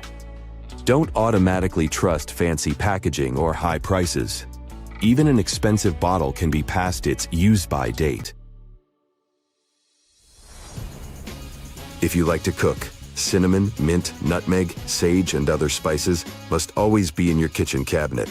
But you can't be sure you've got the real thing unless you're prepared to pay a hefty price for them. When you break it down by the pound, some of them, like vanilla and saffron, are as pricey as precious metals like silver and gold. And where there's value, there's a dark underbelly of fraud. This multi-billion-dollar industry is a playground for tricksters looking to make a quick buck. If you don't want to add something fake to your meals, the best you can do is buy the spices whole and grind them yourself. If possible, try to find a retailer that sells spices in bulk. You'll be able to see them yourself, and you won't miss the aroma of real cinnamon or oregano. If you're planning to buy a designer watch, look closely for any blunders or defects on the watch. Designer watches are usually made with high-quality standards, so things like chipped paint, scratches, or spelling errors are rare. Also, check if the clasp works and if the watch keeps accurate time. Genuine designer watches have precise, clear engraving created by skilled watchmakers. If the lettering looks messy or hard to read, chances are it's a fake. Designer watches are made with valuable metals and intricate parts, so they should feel a bit heavier than they look. If a watch feels surprisingly light, it might be fake. Real luxurious watches have unique serial numbers that should be precisely laser-etched, not sloppily printed. Make sure these numbers match the case and warranty numbers. Simply search online or contact the manufacturer's customer service to confirm you've got the real thing. Most hammers have a slot on top of them. This slot fits a nail in just perfectly. Thanks to it, it's much easier to hammer the nail into the wall and avoid hitting your fingers. The extra pocket on the right side of a suit jacket is called the ticket pocket. In the past, they were used to store coins for people on horseback to pay toll booths without having to open their jackets. Then, when train travel became popular, they started to be used to hold tickets and passes. The small bumps on the F and J keys on your keyboard help people find the right keys without looking down. Keyboards come with little legs. Thanks to these legs, you can tilt your keyboard and see which keys you're hitting. But keep in mind that a flat keyboard doesn't make your wrists so tired. And if you can touch type, you don't need to look at the keyboard anyway. Chip bags have excess air inside to cushion the chips during shipping. This air isn't actually oxygen. It would turn the chips rancid fast. Producers use nitrogen instead because it keeps chips fresh. Colored dots on chip bags have a purpose too. Manufacturers need them to control the package color and show what ink color was used on the package. Now, I'm guessing here that they don't actually want to look at the bag. The markings on the bottom of a toothpaste tube are there for the factory robots. Hey, they want clean teeth too. Actually, colorful squares mark the line that helps the machines understand where to cut and fold the tube. Small hollows in a chocolate box are designed for chocolate lovers. Press the closest deepening to the chocolate that you want to grab, and it'll jump out of the box right into your hand. Magic! The hole in the lollipop stick is there to save your life. If the stick gets stuck in someone's mouth, the hole will prevent this person from choking. All Tic Tac containers are designed to dispense just 1 mint every time you open them. There's an indentation in the lid that has the same shape as the candy. Turn the container upside down and gently shake it. When you open it, you'll notice 1 Tic Tac stuck between the lid grooves. Now that's some engineering. Stickers on fruit seem to provide zero information about the product. But if you look closer, you'll find some numbers that can tell you more. A 5-digit number where the first number is 9 is a good sign. You're about to buy an organic product. A 4-digit number starting with a 3 or 4 means it was conventionally farmed. And if the number starts with an 8 and there are 5 digits, it's best to leave it on the shelf. A dollar has its secrets too. A large letter with a rim shows which bank is responsible for issuing this bill. There are 12 Federal Reserve banks in the U.S. distributing currency. For example, the L says it was printed in San Francisco. The digits on an egg are part of a special labeling system. It's used in many countries. The first number indicates the method of production. The following 2-letter code stands for the country where the egg was produced. And then you can find the registration number. It indicates the laying hen establishment. The first number in this code can vary from 0 to 3. 0 means it's an organic egg. 1, it's a free-range egg, which means it was produced by a hen that was allowed to wander outdoors. Hey, come back! 2 stands for an egg produced in a deep litter indoor housing. 3, you're about to buy a cage farming egg. Barcodes speed up the purchasing process. If a barcode consists of 12 digits, the one on the very left is a system identifier. For example, 2 means it's a randomly weighed item. 3 is used for products related to health. The next 5 digits identify the manufacturer, and the following 5 are the product's number. The last one is the check digit. Scanners need it to make sure they've read the code correctly. Colorful plastic tags on bread bags indicate when the product was made. If it's Monday, there will be a blue tag. For Tuesday, it'll be green. Thursday is red, Friday is white, and on Saturday, look for fresh bread with a yellow tag. Hey, there's going to be a quiz at the end of this. If you examine a Heinz packet carefully, you'll notice a number on it. It indicates which filling line the packet was filled on. That's why the product is the same, but the numbers are different. Coffee stirring sticks have holes in them because those help reduce the resistance from your drink. This way, they can stir sugar much more effectively. Such a design also makes these plastic sticks tougher and prevents them from bending in hot water. And since stirring sticks are partially hollow, less plastic is used during their production. Now, why are chopsticks connected? If they're disposable, they should be connected with a wooden clamp. It's to prove that no one used these chopsticks before you. I sure hope not. Bottles have long necks so that your drink stays cool longer. Hold the neck, not the bottle itself, and your drink won't warm up. Soda bottles are always filled in such a way that there's some space between the liquid level and the cap. That's because these drinks contain carbon dioxide. This gas can expand if the bottle gets heated. If there's no air gap in the bottle, it'll break because of the pressure building inside. Also, when you open your drink, the gases go out in the form of bubbles, and the drink is likely to overflow. The gap helps with this problem too. Except if you shake it up first, then open it. Nah, I've never done that. There are strings on a pack of cotton pads so that you can hang it on something. At the bottom of the pack, there's also a perforated line. If you tear along it, it'll be much easier to pull out cotton pads. The hole near the rim of your bathroom sink is there to prevent overflows. Excess water will go into the siphon and your floor will stay dry in case you forgot to shut the water off. Nope, never done that either. That black grate on a microwave isn't just some fancy decoration. It's called a Faraday shield, and it prevents the rays from escaping the microwave. It also speeds up the heating, so you can enjoy yesterday's leftovers faster. Windshield black dots help dispense the sun glaring right into your eyes. This sort of frame keeps the UV rays away, so it serves as sunglasses for your car.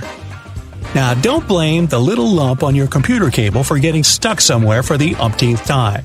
This cylinder, shapes and colors may vary, actually helps prevent interference from other signals, like those your phone emits. The stripes on headphone jacks keep the wires insulated from one another. One stripe means the headset had a mono signal. 2 stripes indicate you'll have stereo sound. And 3 strikes means you're out. Wait, that's baseball. 3 stripes means the headset also has a built-in microphone. Blank pages in the books aren't actually made for the author's signature. It's all about the manufacturing process. Books are printed on large sheets, so one sheet can accommodate 4 printed pages. If a book has an odd quantity of printed pages, chances are you'll get a blank one for notes. When the blue bristles on your toothbrush fade, it's time to change it. Oops, I better check mine. You can usually find some silica gel in bags, shoes, and many other things you buy.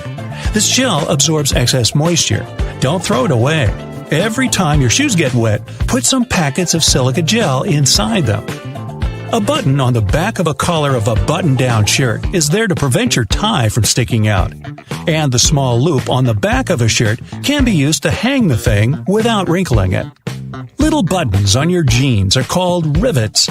They were originally placed there to prevent the seams from ripping. In the past, mostly miners and other workers wore jeans. That's why this item of clothing had to be. The tradition of using rivets still remains. In the past, you could only see diamond slits on alpine packs. Their main purpose was to carry ropes. But these days, you can see such slits on almost any backpack. A small piece of fabric that comes with new clothes can help you test the material. Only after that, wash the garment.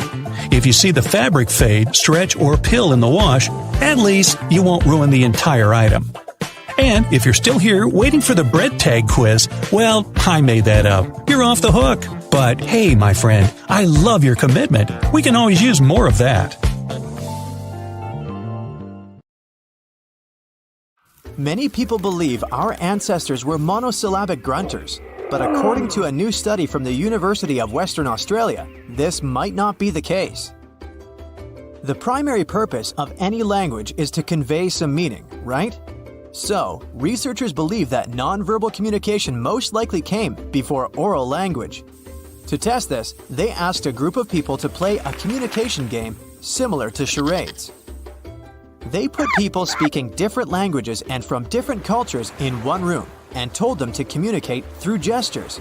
No grunts allowed. The results were astonishing. Scientists confirmed that many gestures apparently have universal meaning. This way, people understand each other more easily than with any other type of vocalization. If I make the shape of a heart with my hands, you'll get what I mean, right? Speaking of languages, did you know that the last letter added to the English alphabet wasn't Z? It was actually J. It's also no coincidence that I and J are side by side. They started out as the same letter. J was just a prettier way of writing I. With time, J got its own phoneme and became a separate letter all on its own. Bees are fascinating creatures. They're very important for people. For one thing, it's their delicious honey. But they are the best pollinators too. We need them to keep restoring our food supplies. Some people may be afraid of their stingers, but honeybees will only sting you if they feel threatened. The worst part is that bees never survive after stinging you. These insects can't pull their barbed stinger out of your skin. And this stinger is part of the bee's digestive tract, nerves, and muscles. After losing all that, the tiny creature can't really make it out alive. The filling between Kit Kat wafers is made from other Kit Kats. When something goes wrong during the production, for example, a Kit Kat bar has too many bubbles or other imperfections, nothing goes to waste. Such sweets get melted into a paste, and then these substandard Kit Kats are used to fill in other Kit Kat bars. Oreology is a field of science that studies Oreos. Yes, the cookies. The flow and fracture of Oreos are the subject of several scientific experiments. Researchers are doing everything in their power to answer this question. Why does all the cream remain only on one side of the Oreo? Grab an Oreo and break it apart the way you normally do it. See what I mean? Rheologists are physicists who study complex fluids. After analyzing the Oreo filling, they classified it as a flowable soft solid. These are fluids that are soft when you don't disturb them and flow when they're under a large amount of stress. No, that doesn't mean Oreos are literally stressed. This means that the cream on the inside will behave according to the pressure you apply while opening a cookie. The trick that will help you distribute the cream is a simple twist.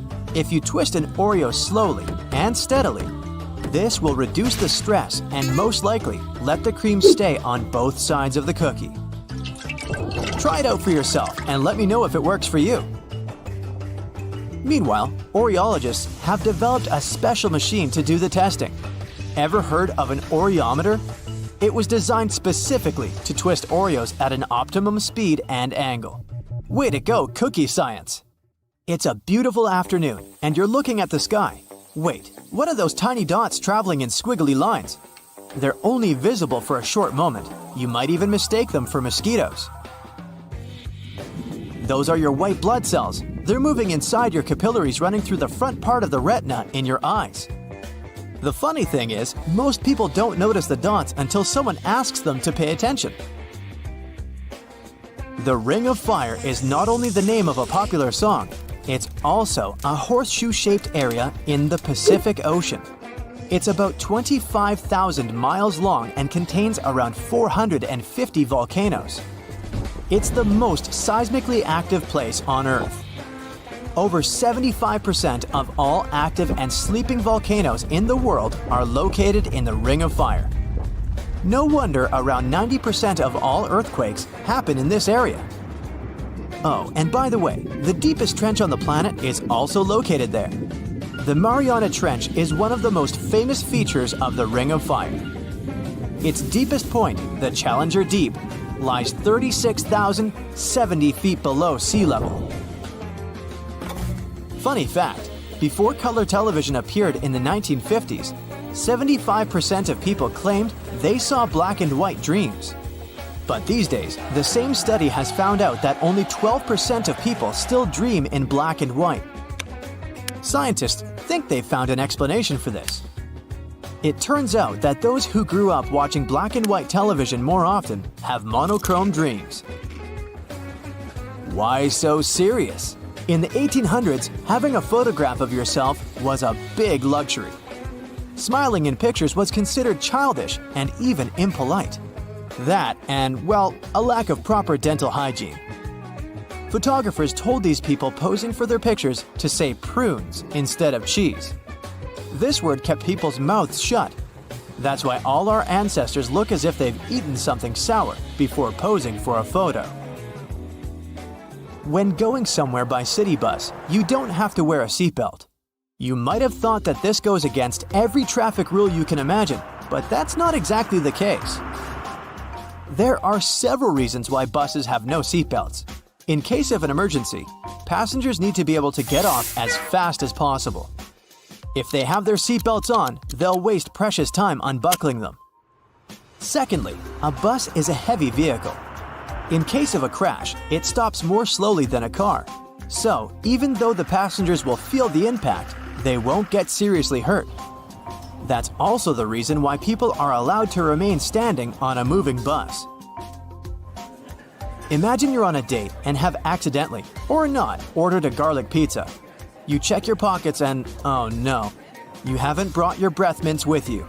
No worries, this little trick can help you get out of trouble. All you need to do is order a cucumber salad or anything with celery. These fibrous vegetables can wash away odor-causing bacteria and help you get rid of bad breath. Try holding a slice of cucumber between your tongue and the roof of your mouth. It'll be the same or even better than a breath mint. Here's a riddle for you. A pointy mustache, melting clocks, and the Chupa Chups logo. What do these things have in common?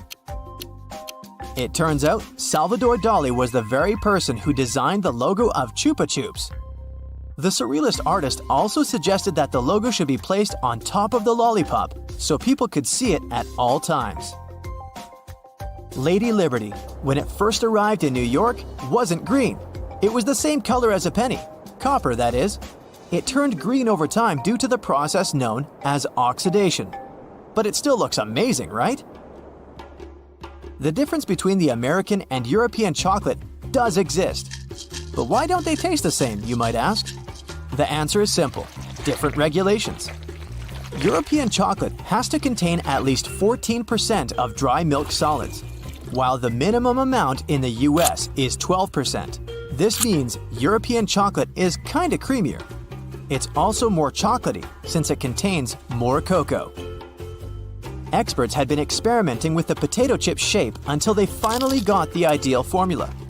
That curvy shape we associate with chips has a scientific name. This shape helps prevent big problems.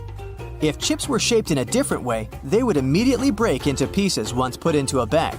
But the curvy shape helps them remain in one piece. You might have noticed a similar approach in architecture when domes and arches strengthen the structure of a building. How about eating a banana with mayo? Dipping pickles in peanut butter? These food combinations do sound pretty wild, but how do they taste? Well, give them a try, and Oreos with mustard might become your favorite dish. Okay, stay with me here. Tomatoes and peanut butter. Put several slices of tomato on a piece of bread and spread some peanut butter over the sandwich. Or just slather a thick layer of peanut butter over a slice of tomato. This taste combination is surprisingly popular with many foodies. Nutella and French fries. Salt tends to enhance flavors. That's why if you dip your French fries in Nutella, the famous hazelnut spread will taste sweeter and nuttier. Yes, the pun was intended. Another way to enjoy your French fries even more is to wash them down with chocolate milk. Banana and bacon. Salty, crispy bacon combined with sweet, carb-heavy banana makes a perfect mix. Put these ingredients on a slice of bread, add some peanut butter, voila! Your perfect sandwich is ready. Pickles and ice cream. Well, I admit this combination might not be just for everyone, but there are foodies who find this unusual mix of salty and sweet, vinegary and milky strangely alluring. Cheddar cheese and apple pie. These days you can surprise no one by serving sliced cheese together with fresh apples. But since these products get along quite well, why don't you take it one step further? They say the idea of adding cheddar cheese to apple pies first appeared in England, and after that, it spread all over the world. French fries and honey. If you want to turn your French fries experience into something different and more exciting, honey will do the trick. Its sweet flavor will complement the fast food saltiness. No wonder some restaurants have honey among other dipping options. Banana and mayo. Nope. By no means do I encourage you to squeeze a healthy dollop of mayonnaise on a peeled banana and stuff it into your mouth. Instead, try sandwiching a sliced banana between two pieces of bread and coat it with a bit of mayo. You might be in for a pleasant surprise. Chocolate and chips. This salty-sweet combination tastes amazing. No wonder chocolate-covered chips are a thing, and many brands have already added this mix to their product lines. Burger and jam. These days you can order this combo in most restaurants, and no one will think you're a weirdo. Well, mostly no one. More and more people choose this option over the regular one with ketchup. Popcorn and milk. Some unique individuals replace breakfast cereal with popcorn. They add milk and claim that this dish tastes no worse than its more widespread and popular alternative. Care to try? White chocolate and red caviar. They say this unlikely food combo was created by a famous chef. He was amazed at how the salty caviar softened the sweetness of the white chocolate. If you're a fan of sweet salty tastes, you're going to love it. Peanut butter and pickles. Let's say you aren't too enthusiastic about dipping pickles into sturdy peanut butter. Then try combining these ingredients in a sandwich. In this case, the vinegary flavor of the pickles will dilute the stickiness of the peanut butter. watermelon, and salt. Those who have never tried this taste combination often think that salt rids watermelon of its sweetness. But the truth is quite the opposite. A pinch of salt will only enhance the flavor. Mango and chili pepper. If you're a spicy food lover, this combination might catch your fancy. You can sprinkle some hot chili pepper on a sliced mango and enjoy the burn. Peanut butter and bacon. Remember that banana and bacon combo? It's time to replace the banana with some peanut butter. Its smoothness will contrast with the crispiness of the bacon. Careful, you might get addicted fast. Ice cream and hot sauce. The most effective way to put out the fire caused by spicy food in your mouth is to drink some milk. Then why not step it up a notch? Drizzle some spicy sauce over your vanilla ice cream to please your adventurous soul. Chocolate and avocado. It's not only about adding a bit of chocolate to your avocado toast. You can also make a mouth-watering avocado and chocolate milkshake. Then the buttery texture of avocado will perfectly complement the flavor of chocolate. Burger and peanut butter. Ooh. Burgers with jam are more of a sweetmeat-salty combination. But burgers with peanut butter are a salt with more salt kind of situation. But instead of spreading melted peanut butter all over your burger, you have to add it while making beef patties, and your burgers are bound to become juicier. Oreos and mustard. Those who have tried this food combo promise that the flavors go with each other amazingly well. Scratch away an Oreo cookie frosting and replace it with German mustard. You won't regret it. Peanut butter and mayo. While it's one of the most bizarre combinations you can imagine in a sandwich, it has a long history. People started to mix peanut butter, rich in proteins, and mayo, full of fats, during tough times. But later, the sandwich stuck around once people realized it was actually delicious. Pizza and honey. Hot honey can make an unexpected but undeniably awesome pizza topping. For example, it's a great way to balance the excessive amount of salt coming with, let's say, pepperoni. So, if you cook pizza at home, put some pepperoni and peppers on top of it. Then coat it with honey. You can thank me later. Olive oil and ice cream. To get a mega delicious salty sweet combo, sprinkle some olive oil and a bit of sea salt on the top of your vanilla ice cream. Really, go for it. Peanut butter and sriracha. Yet another unexpected combination of two seemingly incompatible ingredients. But in fact, the sweet aftertaste of sriracha will make the sticky peanut butter taste more interesting. And the butter, in turn, will take the edge off the sriracha's spiciness. Green apples and salsa. You might have tried mangoes or pineapples mixed with salsa sauce. But then, why should it be any different with green apples? Their slightly sour taste is perfect for spicy dishes. It does offset some heat, but at the same time, their flavor adds a strong and a bit bitter taste to the mix. Strawberries and balsamic. This is a tried-and-true Italian combination that works amazingly well. The savoriness of the vinegar makes strawberries taste sweeter. It also complements their juicy nature. Watermelon and feta.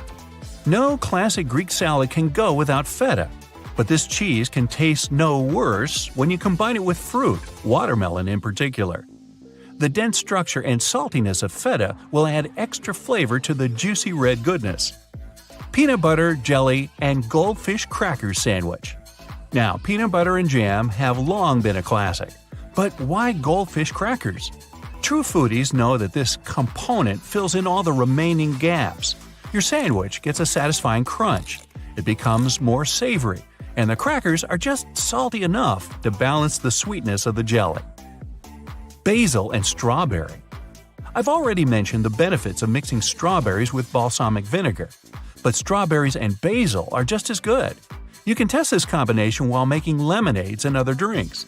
Basil and strawberry frozen yogurt taste just as delicious. Pickle brine and chicken. Cooking chicken in pickle brine helps keep the meat juicy. At the same time, this method preserves the natural flavor of poultry meat. Another benefit? You don't need to use salt in the process. The brine is already salty enough. Hummus and dried cranberries. After dipping your cracker in hummus, top it with several dried cranberries. They make a world of difference by adding a tiny bit of tang. Is this safe to eat?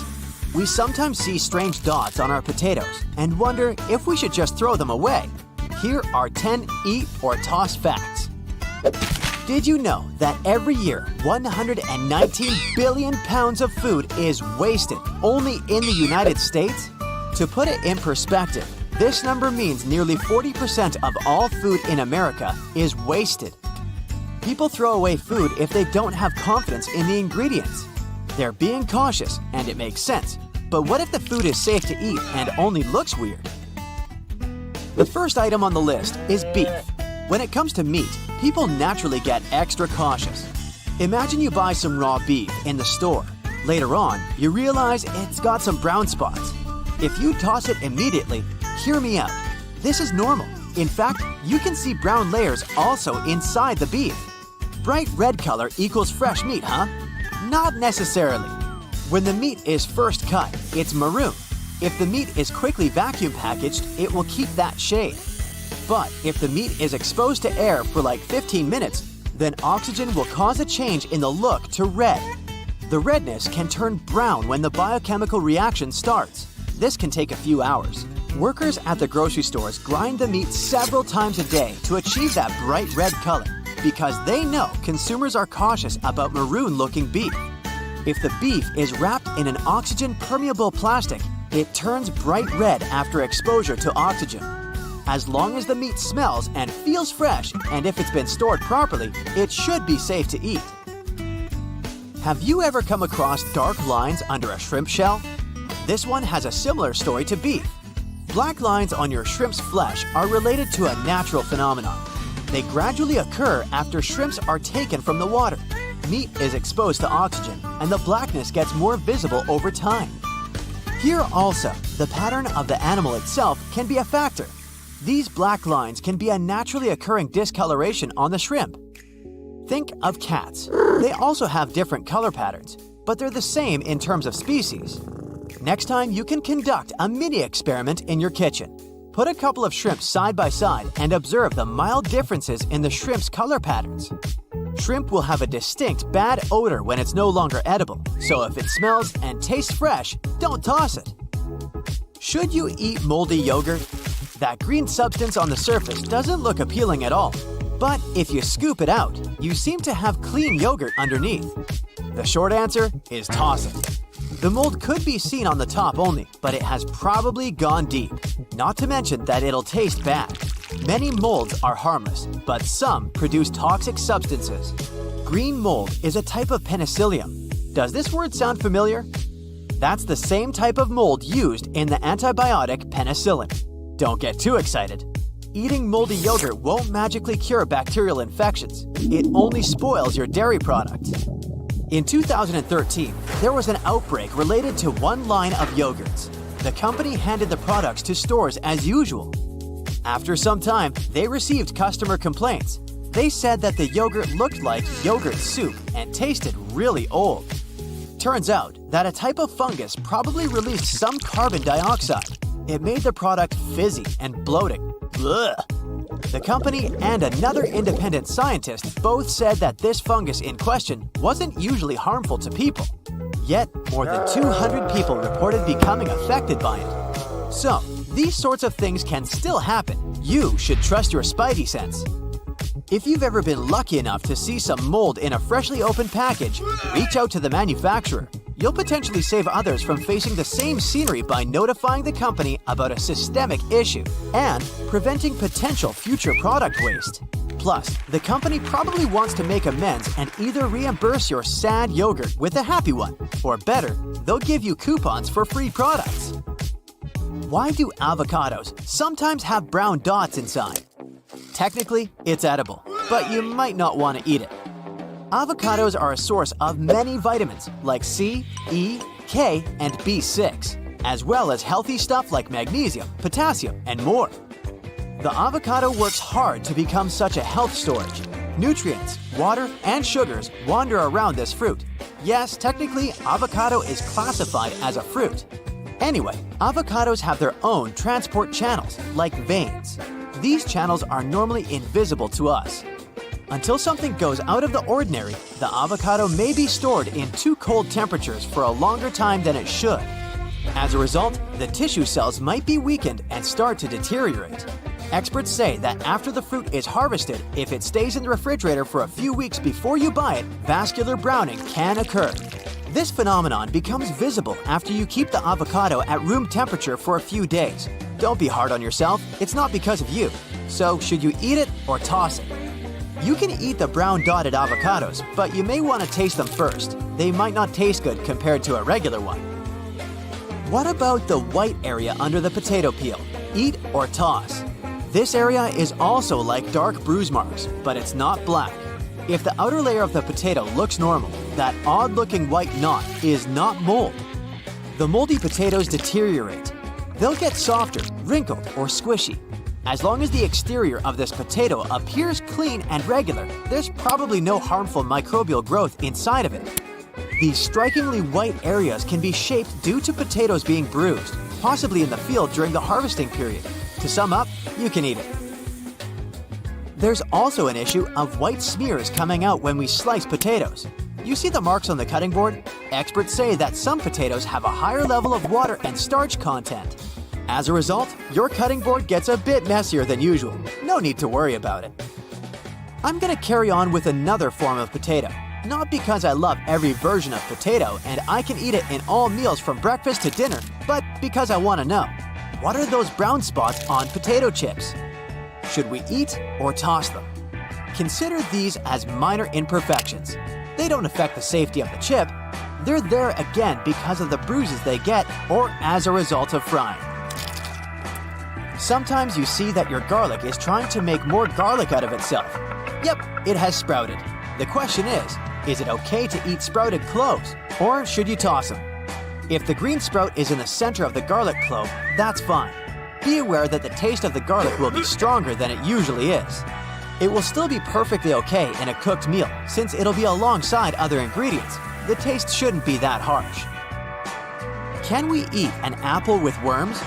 Most people can't even stand the idea of accidentally eating an apple with a worm, but that's a cultural thing. So the answer is yes, we can eat it. After all, worms add a little protein to the fruit. These animals don't carry any harmful parasites. They make their way into the apple. The entrance point of the fruit might have an off flavor since it got sort of rotten in time. Besides the taste, the rotten part is all safe to bite. What might not be so safe is eating the fallen apples though. Those have probably been hanging out on the ground for quite some time. This period might be enough for the harmful bacteria from the soil to sneak into the apple. There were some cases where people experienced health issues by drinking unpasteurized apple juice made from dropped apples. Yeah, the ones that interact with unhealthy bacteria.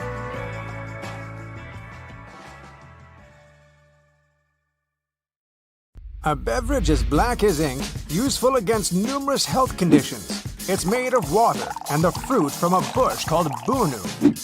You must have guessed. It's a description of coffee. This is how coffee was described by a German physician who had a 10-year trip to the Near East back in the 16th century.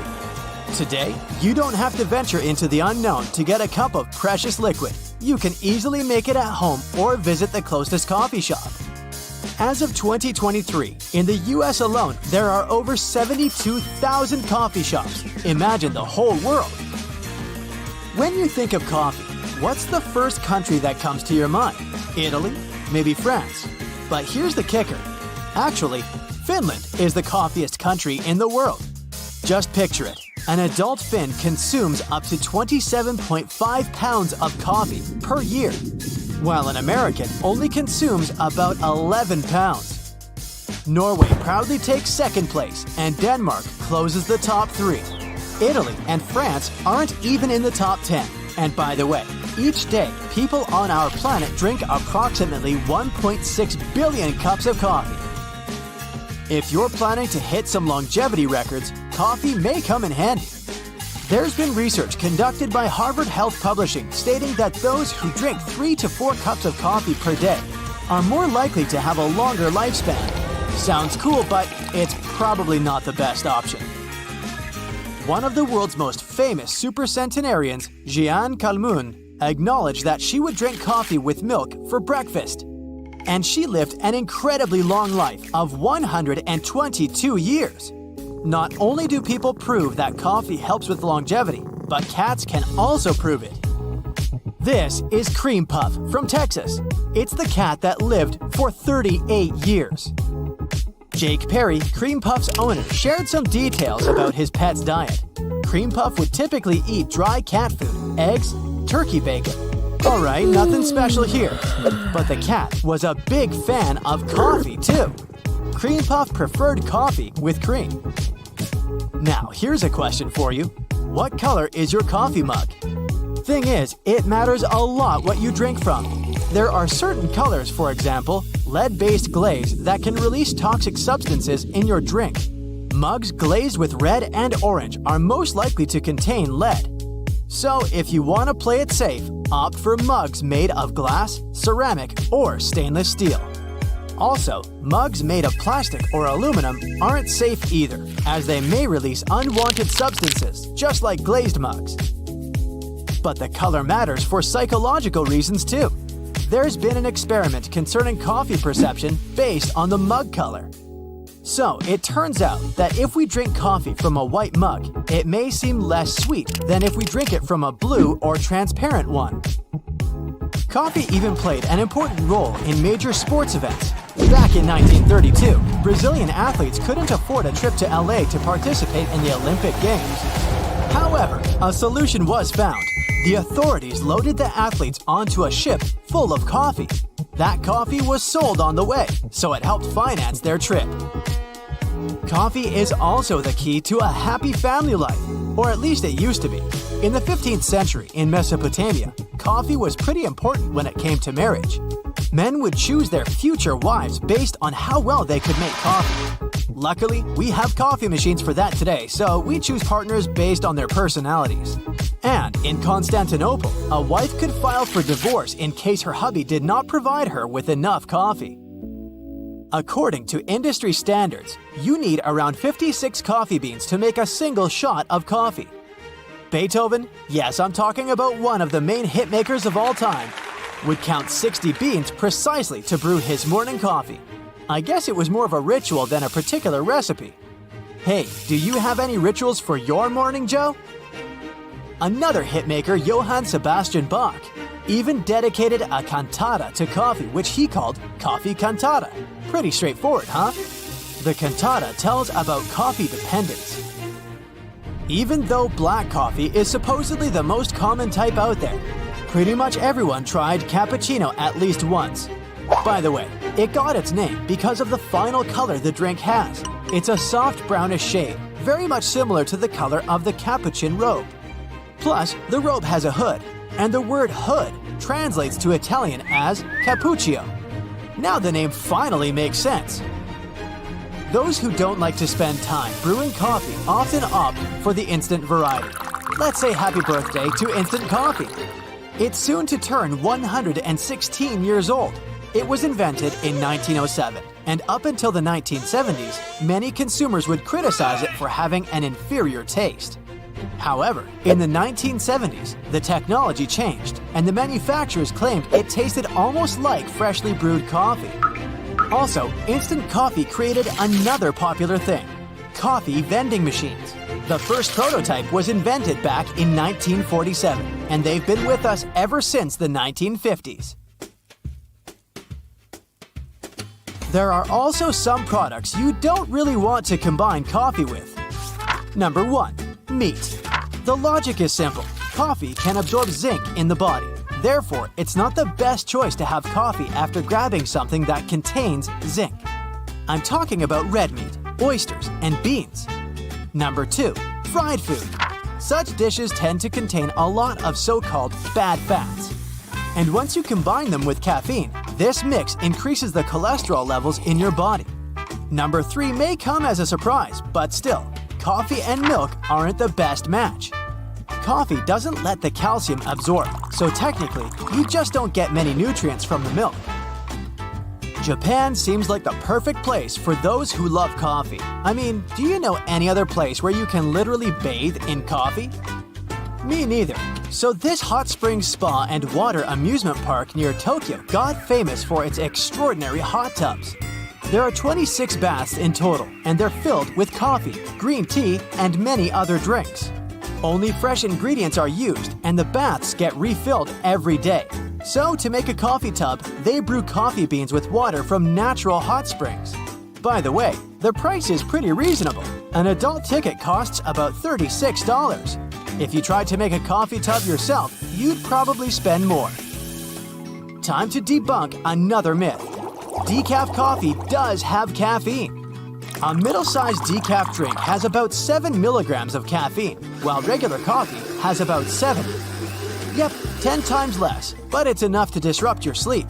As for classic coffee, remember that caffeine has a 6-hour half-life, so it takes about 12 hours to fully eliminate it from your body. Coffee is a no-go both before you go to sleep and right after you wake up. Cortisol, the stress hormone, is not only responsible for stress, but for sleep cycles too. It spikes between 8 a.m. and 9 a.m., so a cup of coffee only adds to anxiety in the morning. Grab it when the cortisol is at its lowest. It also spikes between noon and 1 p.m., and between 5:30 and 6:30 p.m. No coffee at this time. Many people believe coffee is not the healthiest drink, opting for good quality water or other beverages. Still, if you just can't say no to your guilty pleasure, try buying a thermocup and brewing coffee at home. You'll save money and nature, since the disposable coffee cups aren't recyclable, and it takes at least 20 years for them to decompose. A pop-in in a coffee shop may be your daily ritual, but have you ever counted how much you spend on your morning habit? Millennials spend over $2,000 a year on coffee, investing sometimes more than they do in their retirement.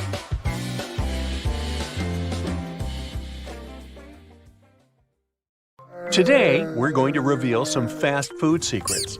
By now, we've all learned that we never get the exact same food that we see in ads. But there is way more stuff to know about how fast food companies make us buy stuff. It's like they make your brain order, "Ooh, I've seen something delicious. Get that for me ASAP. Ooh." Well, imagine entering a food court and smelling all that beautiful food. As you walk by, one smell stands out from the others. Fresh baked Cinnabon. Yeah, they do bake them, but the smell that reaches your nose doesn't come straight from the oven. Cinnabon bakery chains place their ovens near their front door to attract customers. That smell isn't just coming from the oven, though.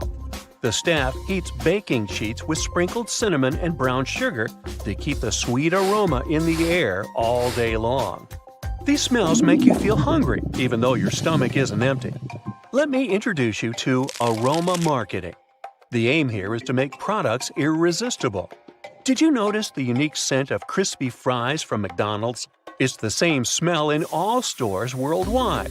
This is a pre-planned strategy. You smell these aromas and your body increases ghrelin production. Ghrelin is the hunger hormone, by the way. Your stomach produces it. So yeah, these smells can stimulate your appetite. Another strategy to lure customers is to use the power of colors. They also trigger your appetite. Think about the most famous fast food restaurant logos and the colors used inside and in their branding. Slogans, mascots, or meals can change, but nearly all well-known fast food chains go with a similar color palette. There's no coincidence. Research proves that these warm colors activate your hunger. Also, they grab your attention. Think about it as a traffic light or a stop sign. You kind of want to stop. Now, in the past, people burned many calories to find food. Are you going to hunt some animals and gather some herbs? No. You just need to walk into a cafe around the corner to get your food in 5 minutes. Since this food is not expensive and is served fast, your brain's reward system favors it. Convenience is also addictive, like sugar. Brands are aware of this, and this leads us to the next fact. Businesses know how our brains work and manipulate them. If you're asked if you want to have a larger size of fries or drink, it's likely you'll say yes. Every brand earns millions of dollars just by upsizing the menus, for instance. Upsizing costs less, but oops, you've actually just spent more than you intended. The pricing format and dollar menu are also a part of this trick. You see numbers advertised as only $5.89.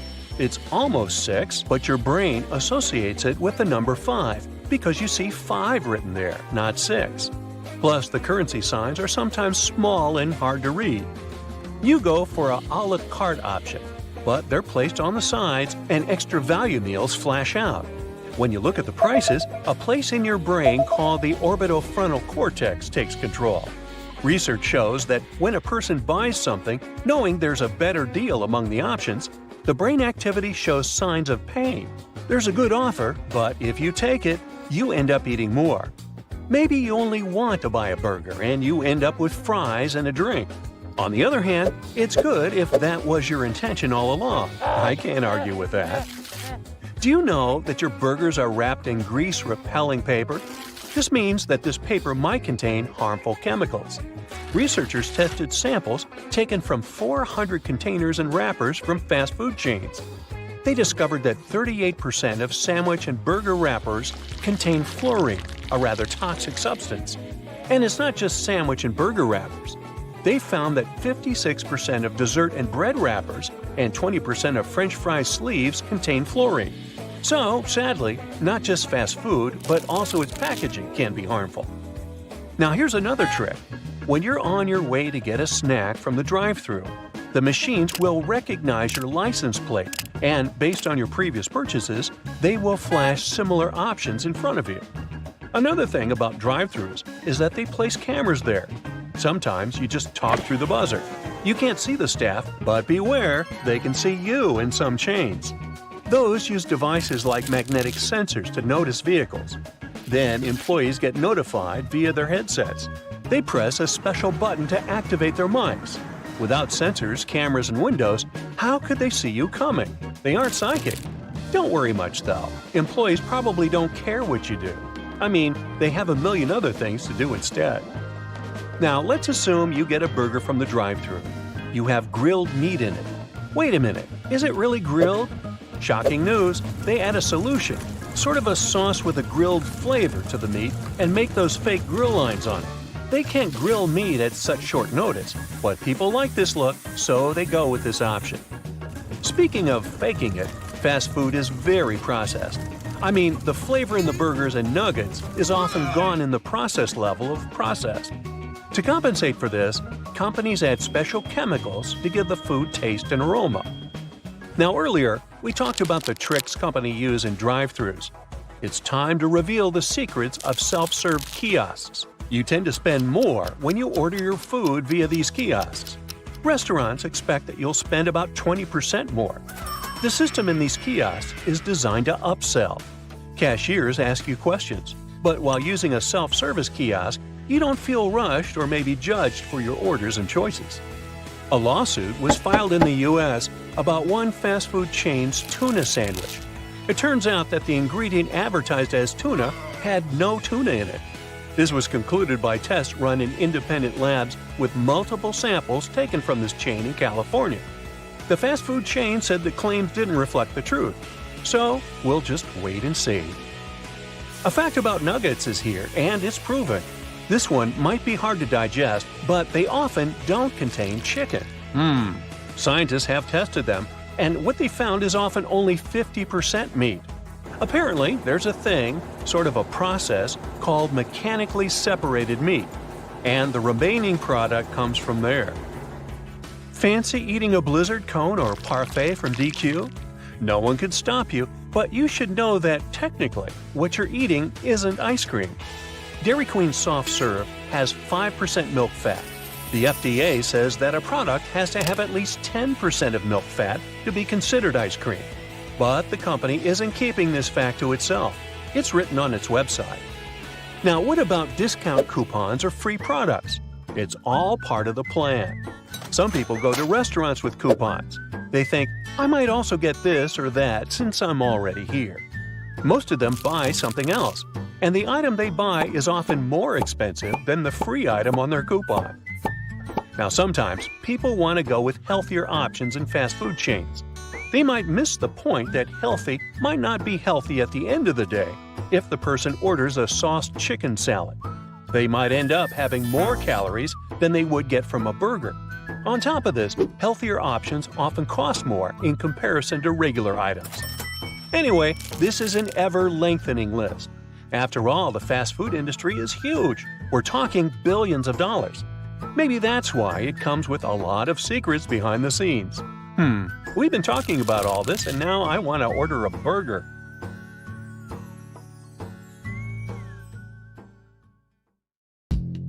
The national Jamaican fruit, ackee, has a truly unique taste. It's mild and buttery, and people who tried it say it tastes just like scrambled eggs. It's safe to eat ackee only as long as it's fully ripe, so the import of raw ackees was banned in the US almost 50 years ago. The only edible part is the white creamy flesh itself. The pink flesh looks mouthwatering, but don't fall for it, it's highly toxic. Same with the black seeds. Soursop is one more fruit banned from the US because of its toxins. It's also referred to as guanabana and can release toxic substances, leading to some very unpleasant effects if not ripe. Soursop fans, don't be sad. Chances are you might find some frozen pulp in supermarkets. Another thing that should be 100% ripe to be safe is elderberry. Raw elderberry is rich in vitamin C, which is good for you, and cyanide, which is not that good. These berries are quite popular though. You can find them in pies, syrups, teas, jams, you name it. Fully ripe and cooked berries aren't dangerous. And nope, it's not banned. Cyanide doesn't seem that serious when it comes to food with tetrodotoxin, which is 1,200 times stronger. Pufferfish is a Japanese delicacy, and it's loaded with the substance.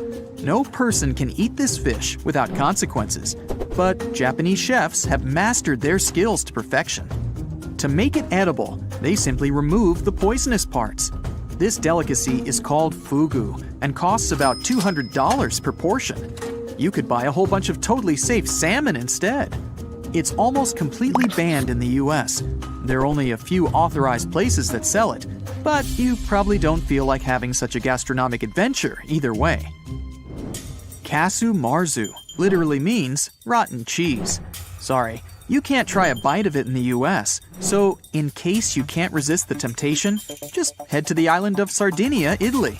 In fact, it's just sheep milk cheese with a pinch of, let's say, magic. Special flies leave their eggs right inside that cheese, and they stay there for 40 days.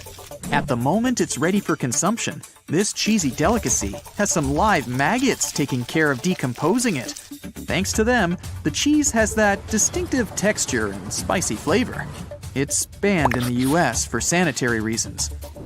Unlike soft and creamy casu marzu, the Himalayan cheese Chirpy is famous for being the world's hardest. Just like any regular product of this type, it's made from milk.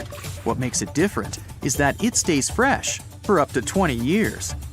The milk is quite special too.